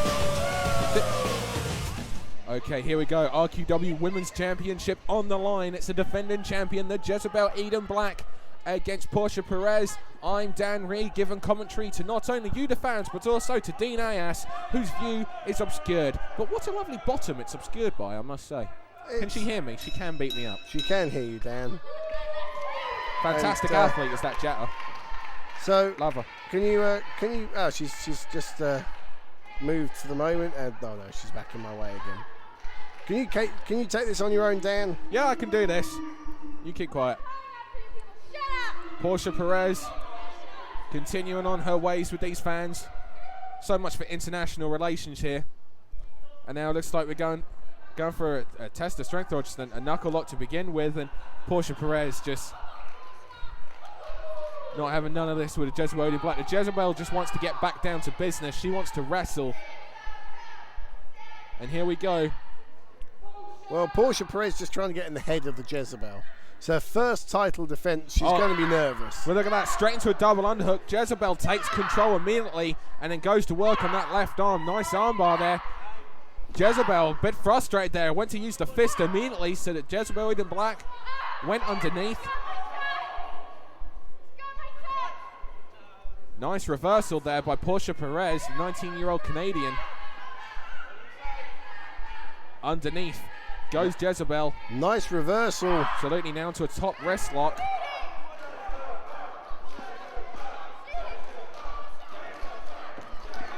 Portia Perez uses the ropes, backflips over, and now she's in control. Nice reversal there. Now let's think. I've seen a Canadian wearing pink and black doing that move sometime before. Can't say I recall one. Jezebel. Dear me, Reed, your education needs updating. Nice, Terrible. rolls through. I think it's a law. If you're Canadian, you have to wear pink and black. Nice armbar now from Portia Perez. Nice reversal there. Beautifully done, and now the Jezebel Eden Black. Is that in the same way if you're from London, you have to be miserable?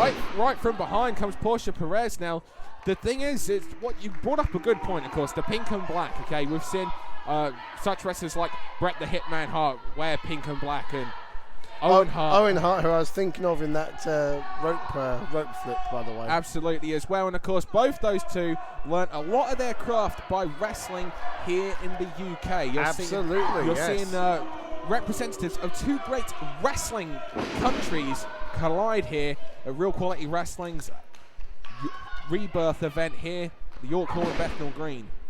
Oh yeah, Canada's got such a thriving wrestling scene. Absolutely. It's a great country. I love Canada. Oh, it's a beautiful country. It's like America without the attitude. It's wonderful. Oh, big chop. Nice chop there to the Jezebel Eden Black in the corner. Not a fair break. So I think the Jezebel Eden Black can retaliate those chops. I don't think Portia Perez realizes that.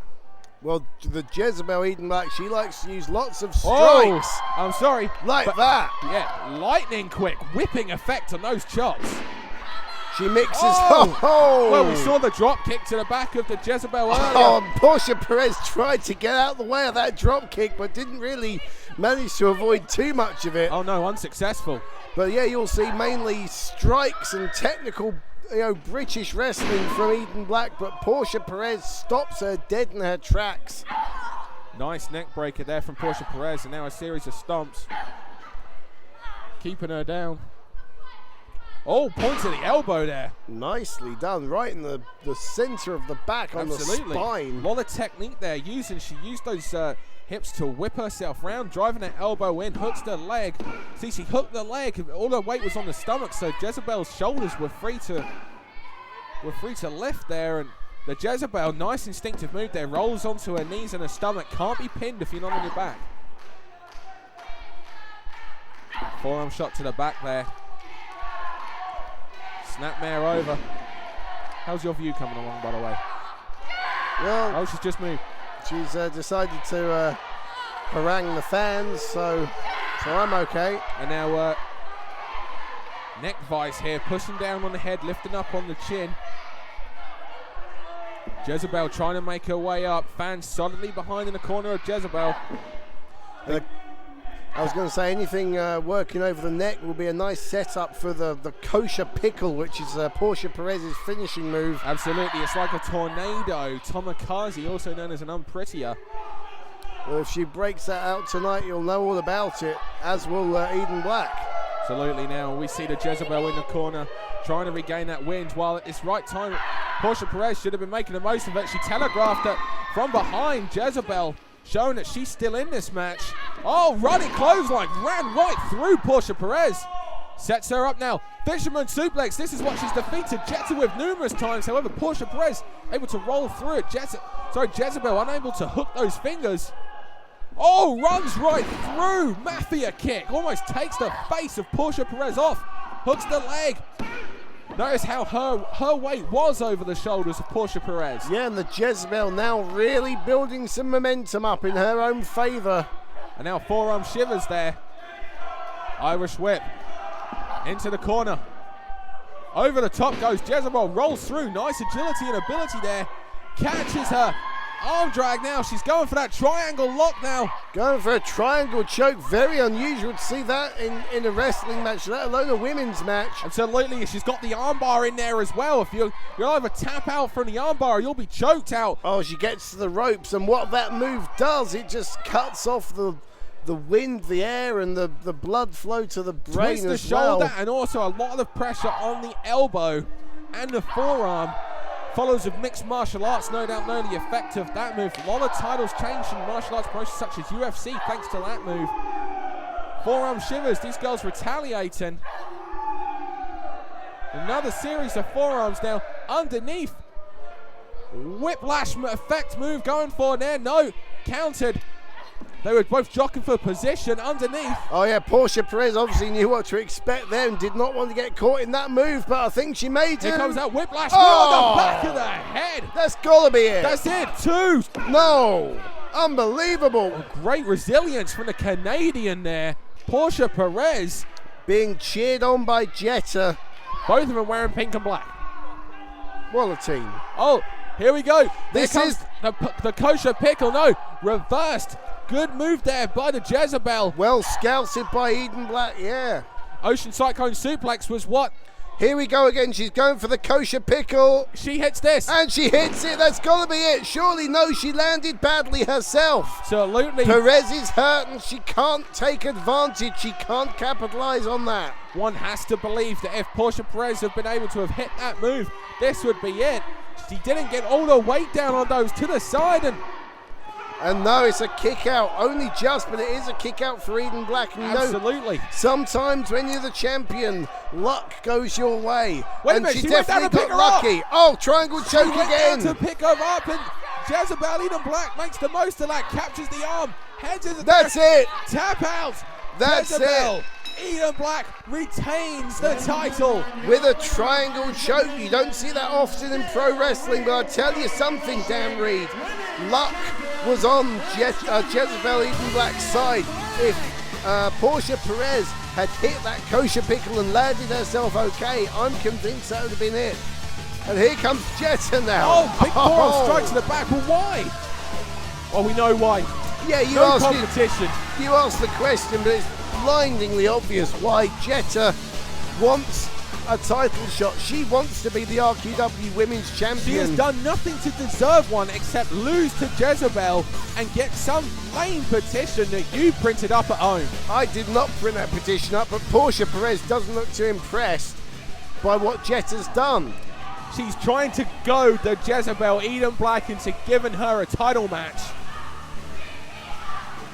And it looks like she's going the right way about it, but oh, she's tearing up the petition. Well, that's what she thinks of the petition, obviously. Well, that's what I think of the petition. And I think that's what everybody here at the York Court and Bethnal Green thinks of the petition. I just want to see the Jezebel lock horns with Jetta, just so I can see Jetta get her comeuppance. If we see striking offense from the Jezebel Eden Black against Jetta, she might just be the one to shut her up. God bless her if she can do that.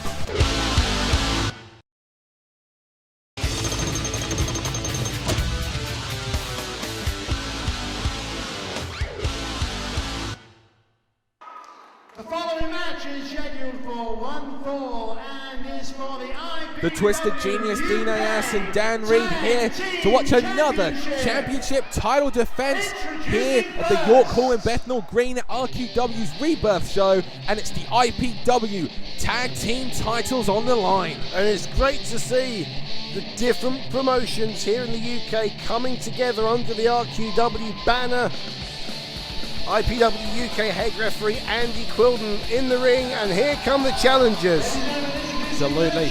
Trained up by the FWA Academy from Portsmouth. Under such tutelage as Mark Sloan and James Ty. Indeed, yes. As you said, representing the FWA Academy.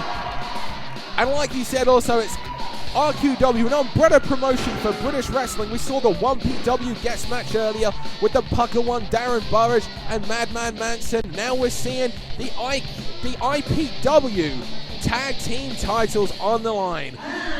The challengers in the ring, Maximum Head. Here come their opponents.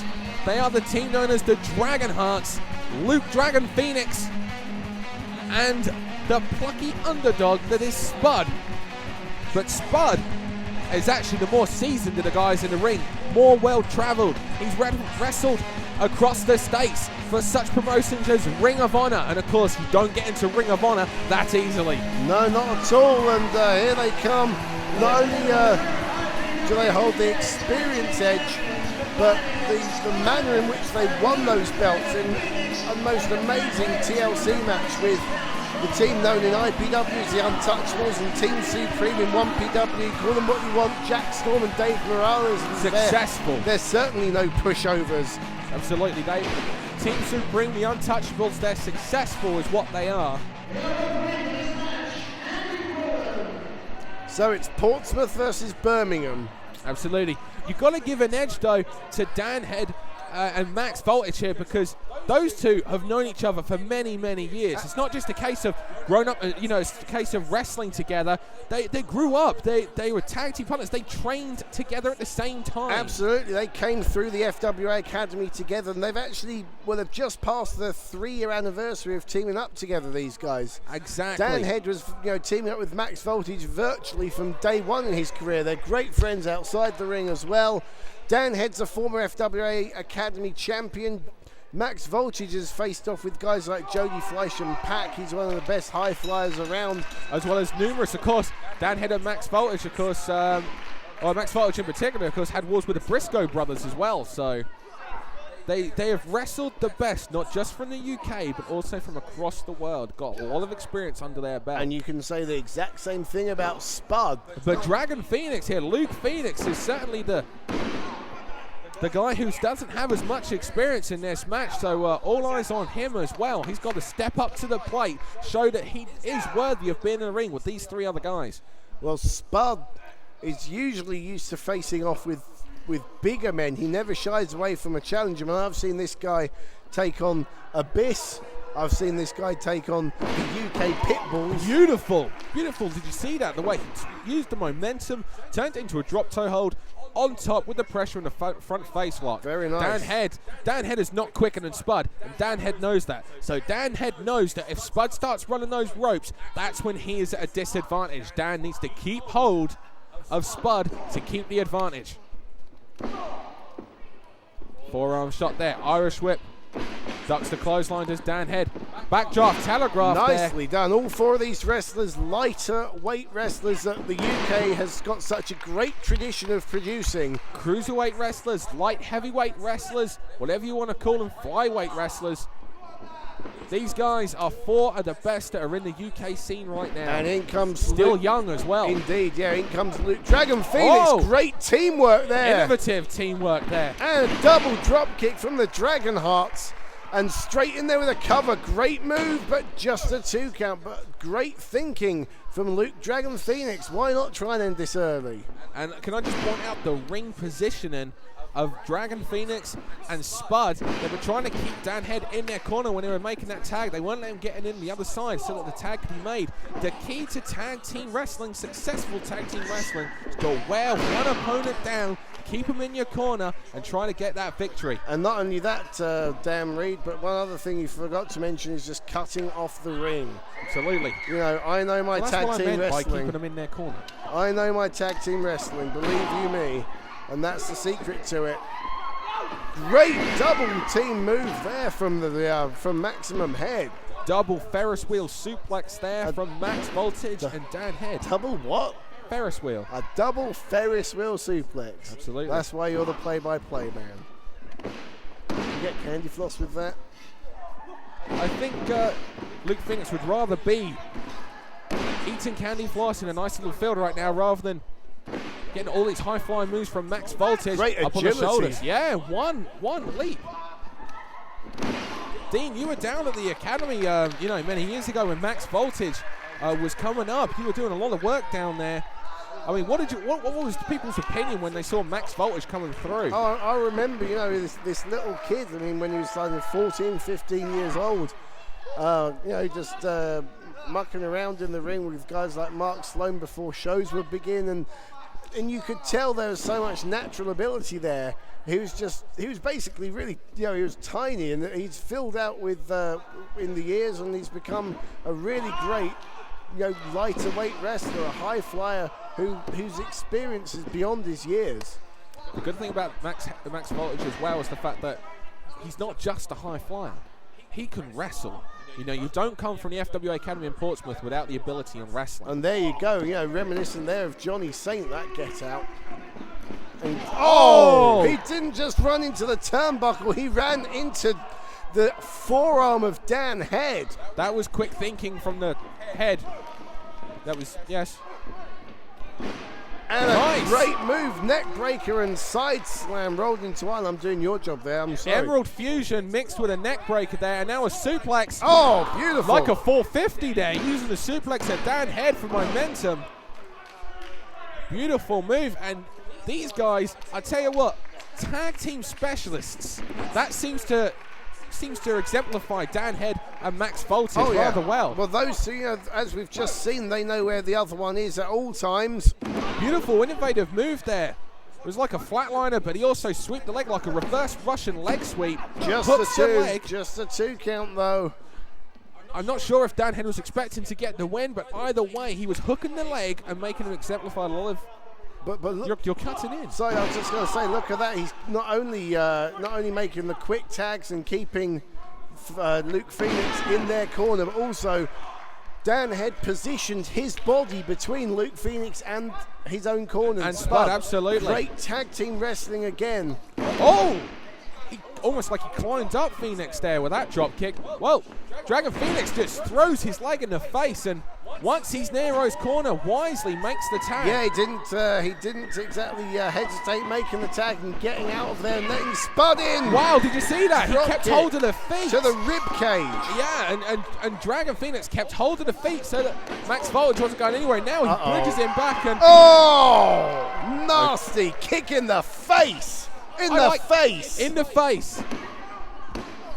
You can't beat a good kick to the face, can you? No, kick him in the face. I love people kicking people in the face. I think it's great. I think a great way to win a match is by kicking them in the face. Tuck leg drop. I'd like to see someone kick you in the face. I'd like to see someone kick you in the teeth. Like, knock that beard off. It's a beautiful beard. Don't diss the beard. It is the beard. Anyway, back to the match. Innovative beard. Forearm there, straight to the back. You could see the pain on the face of Max Voltage. Yeah, Max Voltage now in trouble ever since, well, getting kicked in the face. I like this. It's just a fun phrase too, isn't it? Say it with me now. Kick him in the face. Indeed. Kick him in the face. Snap suplex, and he holds on to it. Yeah, absolutely. Rolls through. Max Voltage winded by the snap suplex. The velocity going over. Side suplex there. Nice. Putting these moves together and synchronization gets a 2 count. Great way to win a match. But the frustration now, he should have stayed on top of Max Voltage there. It was a nice, he put the moves together. Oh, nice chop there in the corner. Little protection there though from that top that Max Voltage is wearing. Irish whip into the corner. Runs into that elbow. Gets kicked away. Voltage on the second rope. Oh, beautiful. Oh, just stamps on the top of his head. Springboard elbow there. Oh! I tell you what, the problem, the mistake that Max Voltage made there was that he didn't go for the tag, which is what Luke Phoenix did earlier. And when Luke Phoenix got the advantage, he kept hold of the foot of Max Voltage and made the tag. And Spud stayed on top, went for the cover straight away, made Max Voltage use the energy unnecessarily to kick out, and now keeps on top. Yeah, great tag team strategy. Again, you don't become tag team champions of IPW by accident. These days in the bigger American companies, tag team wrestling is almost non-existent. It is existent here in the UK, and we are seeing it exemplified courtesy of the IPW tag team champions and the FWA Academy contingent of Max Voltage and Dan Head and Max Voltage. Blue Thunder driver and a nice flatliner move there. Voltage has now got to get himself over to the corner, but Luke Dragon Phoenix has actually ended up in the way, but he manages still to make the tag. Flies over there. And the fresh man, Dan Head, is in, using his head. That's no accident. He likes to use his head. Head by name, head by nature. Absolutely, and now he's going for a over-the-top suplex here. It's got him in like a Gory Guerrero special. Oh, Hangman's neck breaker. Beautiful. Absolutely, a Widowmaker there. Nice, with running Mafia kick, takes him down. Here comes Spud, gets caught. Double underhook. Here come the headbutts. Yep. Off the rope comes Dan Head. Flying headbutt, shades of Jimmy Superfly Snooker. Coconut headbutt, almost gets the 3 count. Great ring positioning this time by Phoenix to manage to make the save, and now pitches Dan Head out of the ring. Oh, and so Max Voltage sends Luke Phoenix to the ring, and now it's Max Voltage and Spud, the quicker of both teams, in the ring. Irish whip reversal. Spud holds on. Charges in, does Max Voltage over the top rope. Oh, forearm shot there. Wait a minute. Spud off the ropes. Max Voltage propels himself off Dan Head Tag Team Wrestling.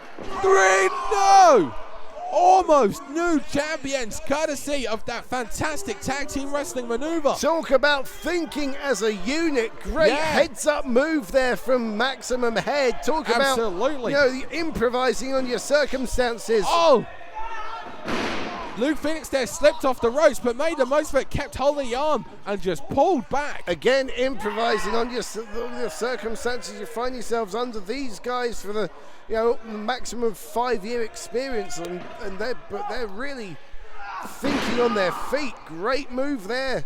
And Dan Head just throws Phoenix from the top rope. Nothing flash, nothing fancy, just high impact. Forearm shots returned here by both men. We've seen a lot of determination. Every single wrestler that's competed thus far here tonight. Everyone wanted to make a statement here at York Hall and Bethnal Green. And Spuds, Plucky coming out on top of this. Blocks the foot, step up into Guri. Almost sends their head into the 14th row. Satellite DDT coming up here by Spud. He likes to use this as finisher. But wait a minute. Look at this. Oh, how about that, Dan? Drops off the shoulders of Spud. Higher education. Forearm, higher education. That's his finishing move. 3 now. I do not see many people get out of that move. No, that move has put down a number of high-quality wrestlers from all around the world. Irish whip into the turnbuckle. Oh, beautiful. Nice. Spinning wheel kick into the corner. Hits those ropes. Tope Suicida from Phoenix to Max Voltage takes him down. And once again, we're left one-on-one in the middle of the ring now. Dan Head and Spud, and Dan Head urging Spud to get up. And that probably isn't a good sign for the native from Birmingham. Absolutely.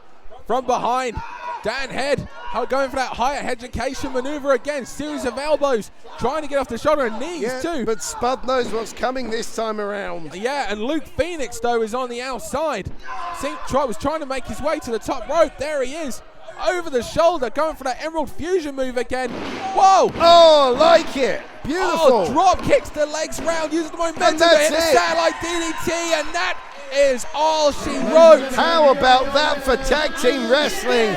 Luke Dragon Phoenix, well, Spud's feeling it now, but Luke Phoenix drop kicked his own partner's legs to swing him out for that satellite DDT, and they're still the IPW UK Tag Team Champions. But like we said earlier, Dan, what a great sign that tag team wrestling, a great tradition in this country, and it's still alive today. What a great tag team match between two great units we've seen there just now. Absolutely, you want to see great tag team action between two great tag teams. Look no further than here in the York Hall and Bethnal Green. Look no further than Dan Head and Max Voltage and Spud and Luke Dragon Phoenix. Fantastic show and fantastic representation of IPW UK.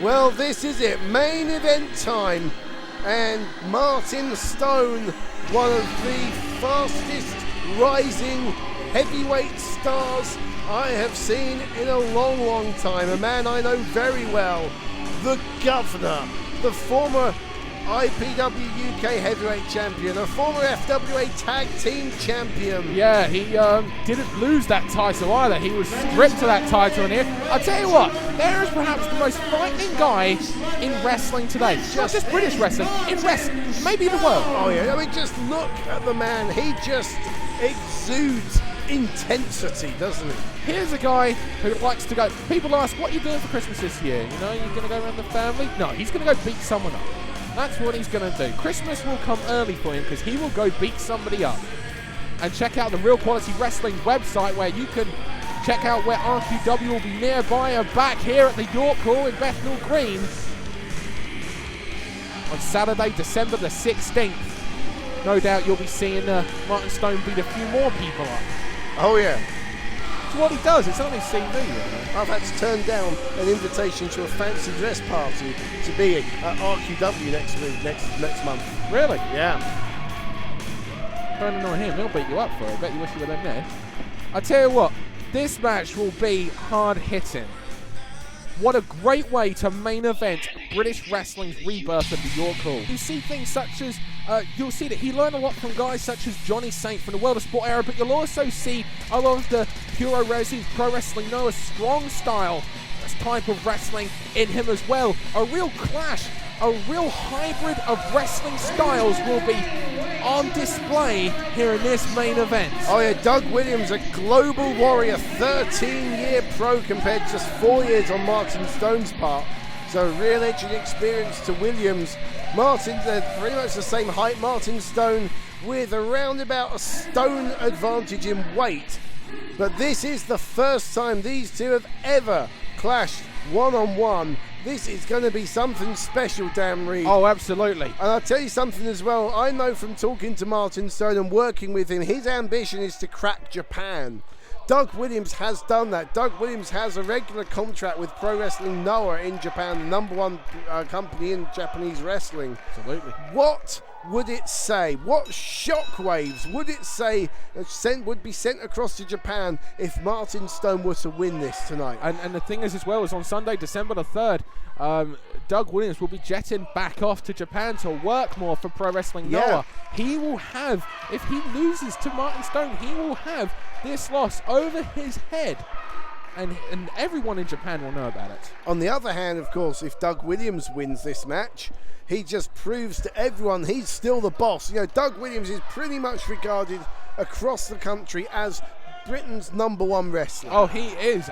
Whoever you talk to, you ask them, who's Britain's greatest wrestler? Pretty much everyone will say Doug Williams. Yeah, the greatest active wrestler today, I'd say Doug Williams. And so he is. He's got a mantle to defend, as it were. He goes for the quick cover there. Yeah, absolutely nice backslide there. Wrestling maneuver there from Doug Williams. Shoulder block. And I notice already, Williams being the slightly lighter wrestler, he's using speed. Beautiful wrestling maneuver there. Goes for it. He's using his speed, stick and move tactics, light on his feet. And there was an experience edge there as well. Stone charged in. Doug expected it. Headbutt to the stomach. Gut wrench suplex. Stone on the outside.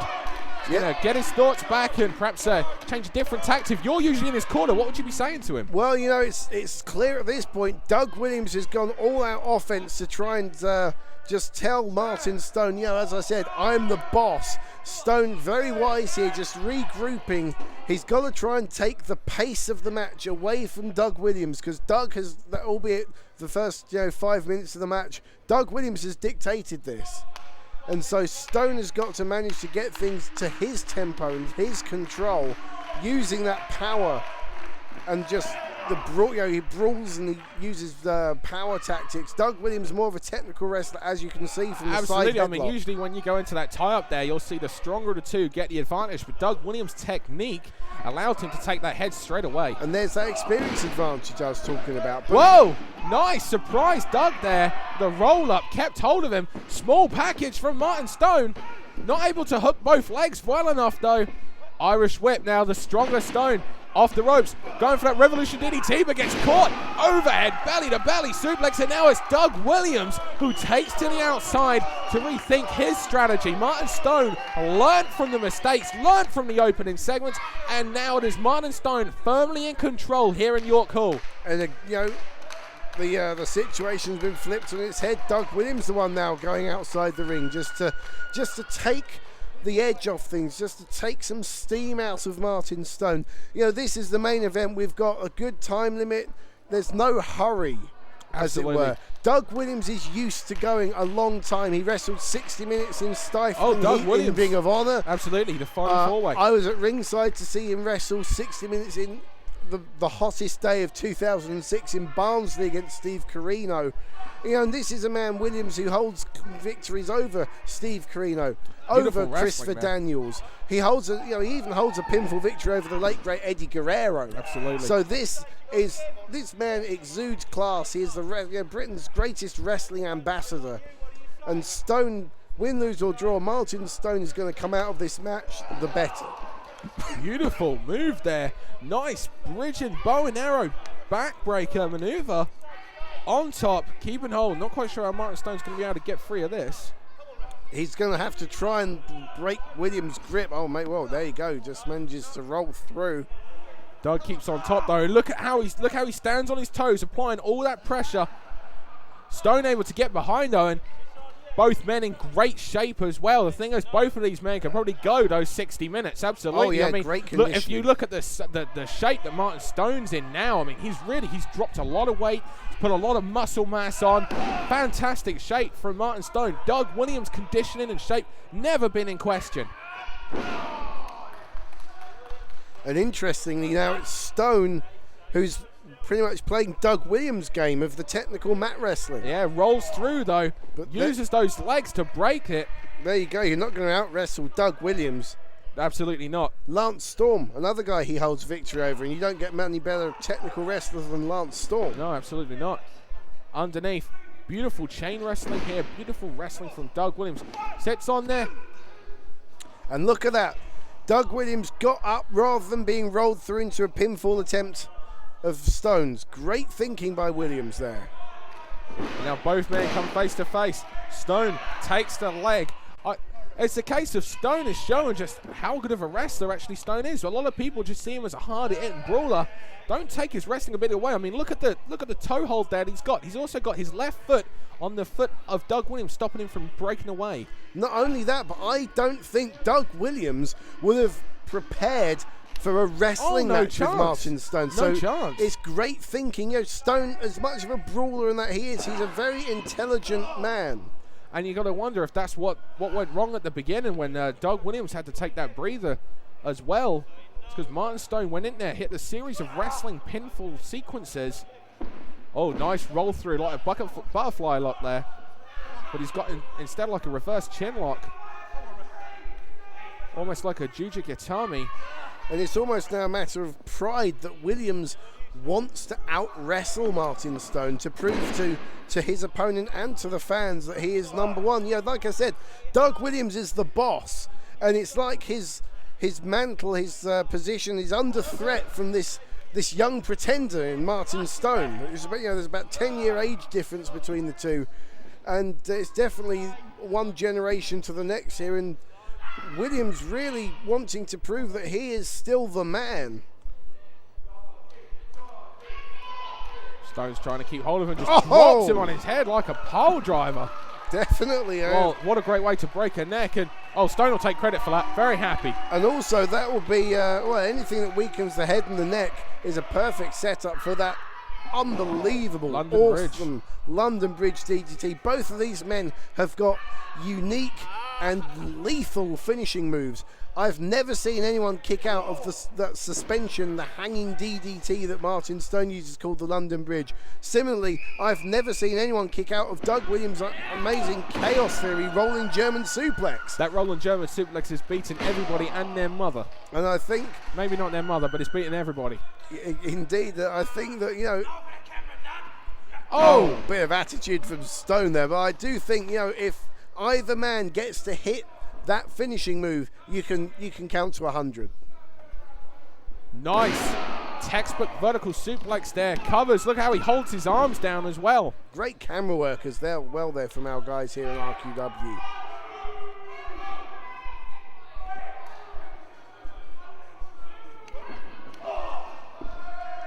You can just hear the impact of those forearm uppercuts. Well, we said at the beginning about hard hitting. Those forearms about as solid as you're going to get. Perfectly legal in wrestling, of course, no closed fists. Trading forearms here. The thing is, it's a matter of pride for Doug Williams to try and out-wrestle Martin Stone. It's a matter of pride for Martin Stone to outstrike Doug Williams and to be the harder of the two. Oh! Was that a DDT, a suplex, or what? Snap brainbuster. Oh, that's how I'd call that. Snap brainbuster there. Wow, I'm surprised Stone got up from that. Beautiful. I've never seen that before. Me neither. And you know, Doug Williams evidently... Right on the back of the head as well. Yeah, Doug Williams evidently pulling out all the stops, you know. And all the moves that will lead up to the Chaos Theory. Yeah. In wrestling terms, it's like getting out your best china. Absolutely. You follow me? I understand. Good. Snapmare there, positions Doug Williams down and just... That's a lot of weight coming down on the point of the knee. That's 17 sternum. Yeah, that's 17 stone 12 coming down. 17 stone 12 in your sternum. Ouch. Forearm shots there to the top of the head, like cross shots there, coming across the bridge of the nose too. You break that nose, your eyes well up, you can't see. You're in a big, big disadvantage there. And now the 17 stone 12, as you said, he's the heavier of the two, now putting all his weight on the anarchist Doug Williams. Well, ref Chris Hatch right in there. Williams not going to quit from this, but it's certainly going to wear him down, and also, of course, stretching out that neck. Now this time he's taken hold of the arm. It's almost like an abdominal stretch now as well. You could look at the left leg of Martin Stone keeping the left arm of Doug Williams back while stretching on those abdominals. Yeah, all of that right side of Williams' rib cage going to be stretched out. Doug Williams showing he was keeping his fingers in as well, keeping his fingers moving, showing that he's still in this. And now a recliner maneuver here now, like a camel clutch. But now he's just pushing down on the eyes. And that's just plain vicious, but that's what we know Martin Stone for. Romford's hardest. Oh, yeah. I mean, he's had some unbelievable wars with some people. Yeah, and a lot of them not even in wrestling ring. Yes. Ask him about his criminal record. Beautiful. Through the ropes goes Martin Stone to the outside.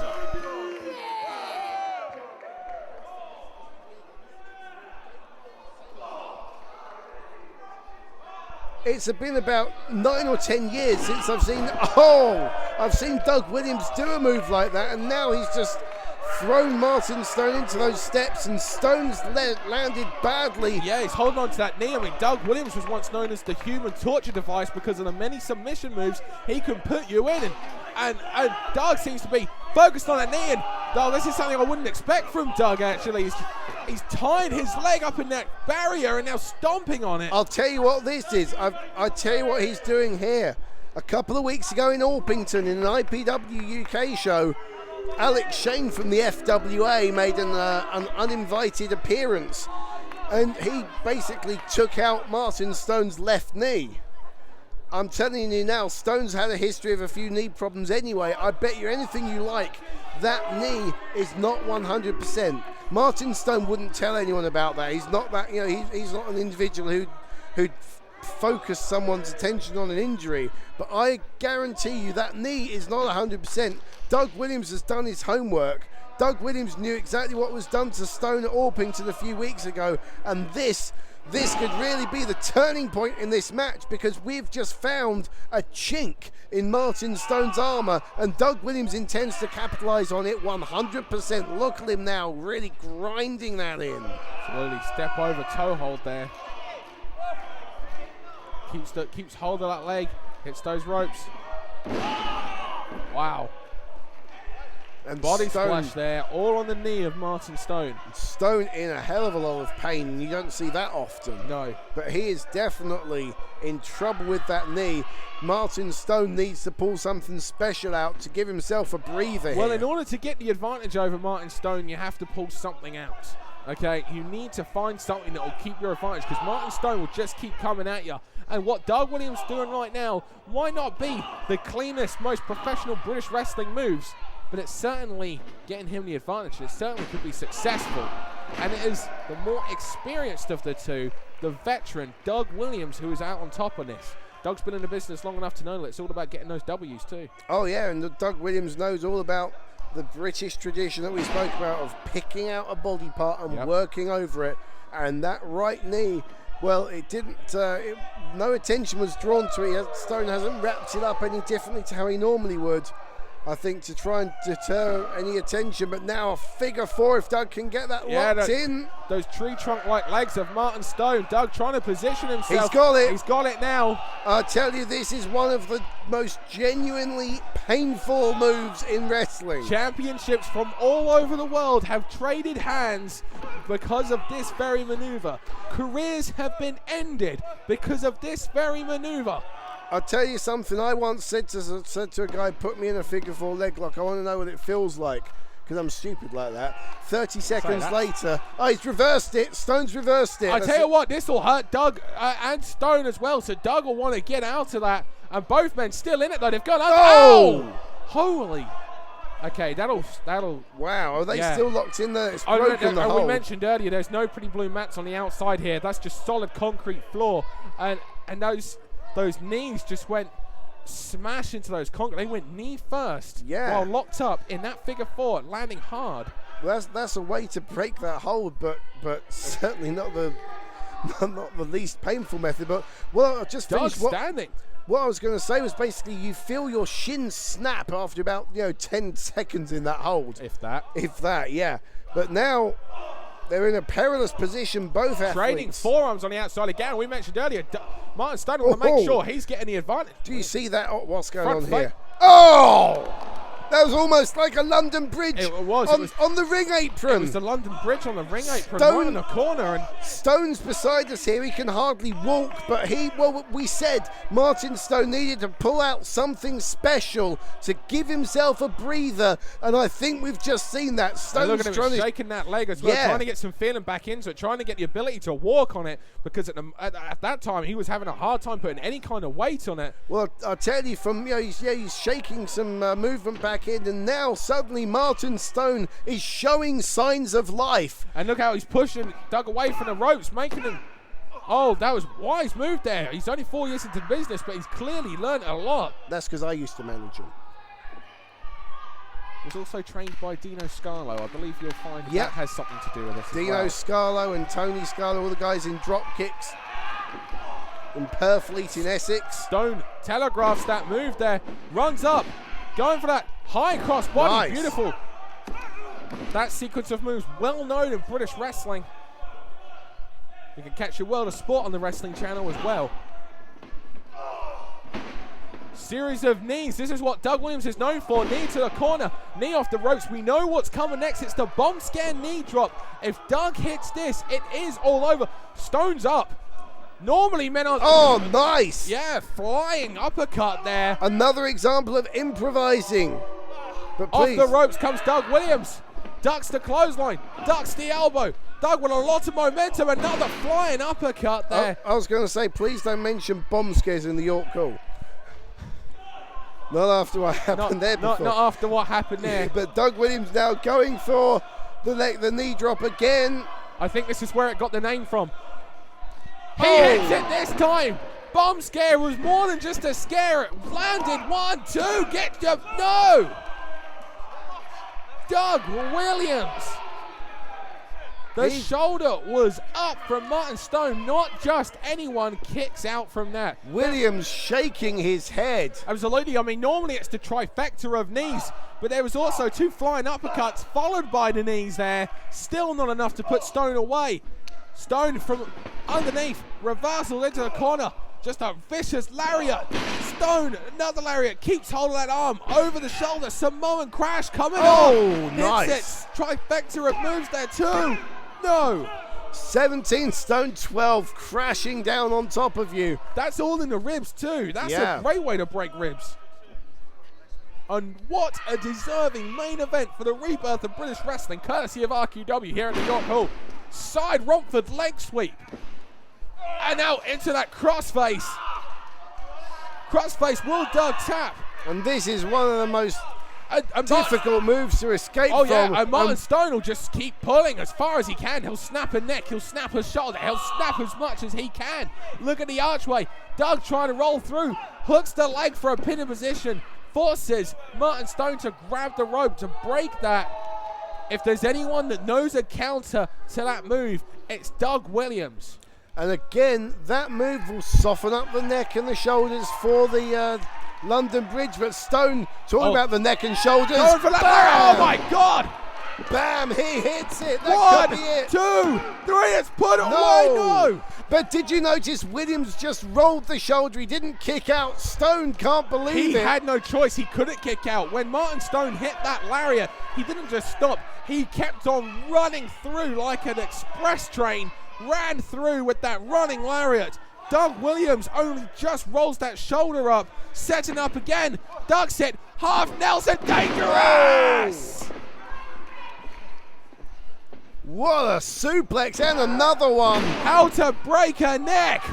Series of suplex all on the back of the head. There's that judo background of Williams coming through. Absolutely, 2, 3, no.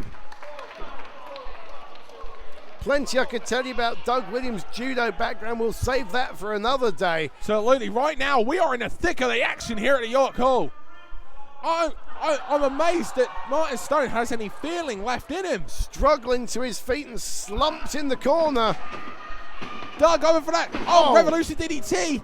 He's put away the best with that move. Here we go. Chaos Theory suplex. Can he get it? He's a big man, is Martin Stone. Struggling. Yo! But look at that. Williams grabbing the back of his head that Stone has worked on. Absolutely. And that's why Stone's worked on it. If Doug Williams had only been able to hold that bridge. Yeah, you can't bridge if your neck's broken or cracked or injured or whatever. That's why wrestlers train their necks so much. But Doug Williams, unable to hold the bridge of the Chaos Theory. And I've told you, I said earlier, I've not seen anyone anywhere in the world kick out of that. Over the top goes Doug Williams. Forearm shiver. Shoulder block to this midsection. Wait a minute, London Bridge. London Bridge, he hits it. He's hit it. That's got to be it. That's 1, 2, 3. Oh my God. Martin Stone has pinned Doug Williams. Martin Stone has pinned Doug Williams. What an upset. What a result. Make an impact. Why don't you? Martin Stone does it here. Tokyo, are you listening? Doug Williams has just been pinned clean in the middle of the ring by Martin Stone, the governor, the new generation of British heavyweight wrestling. What a match, what a moment. Martin Stone, I tell you, in years to come, he will mark this day down as a turning point in his career. What a great match, what a great wrestler. Look how you can see how much it means to him. Yes, Britain has a new star. His name is Martin Stone. And Dan Reed, he is the governor. So there you have it. That was Rebirth. And every single month we'll be presenting a top wrestling program from York Hall in Bethnal Green. And we want you to be there. But also you can see the matches on the Wrestling Channel under Real Quality Wrestling's banner. So that's it. We'll see you next time, and we'll see you at ringside. Goodbye.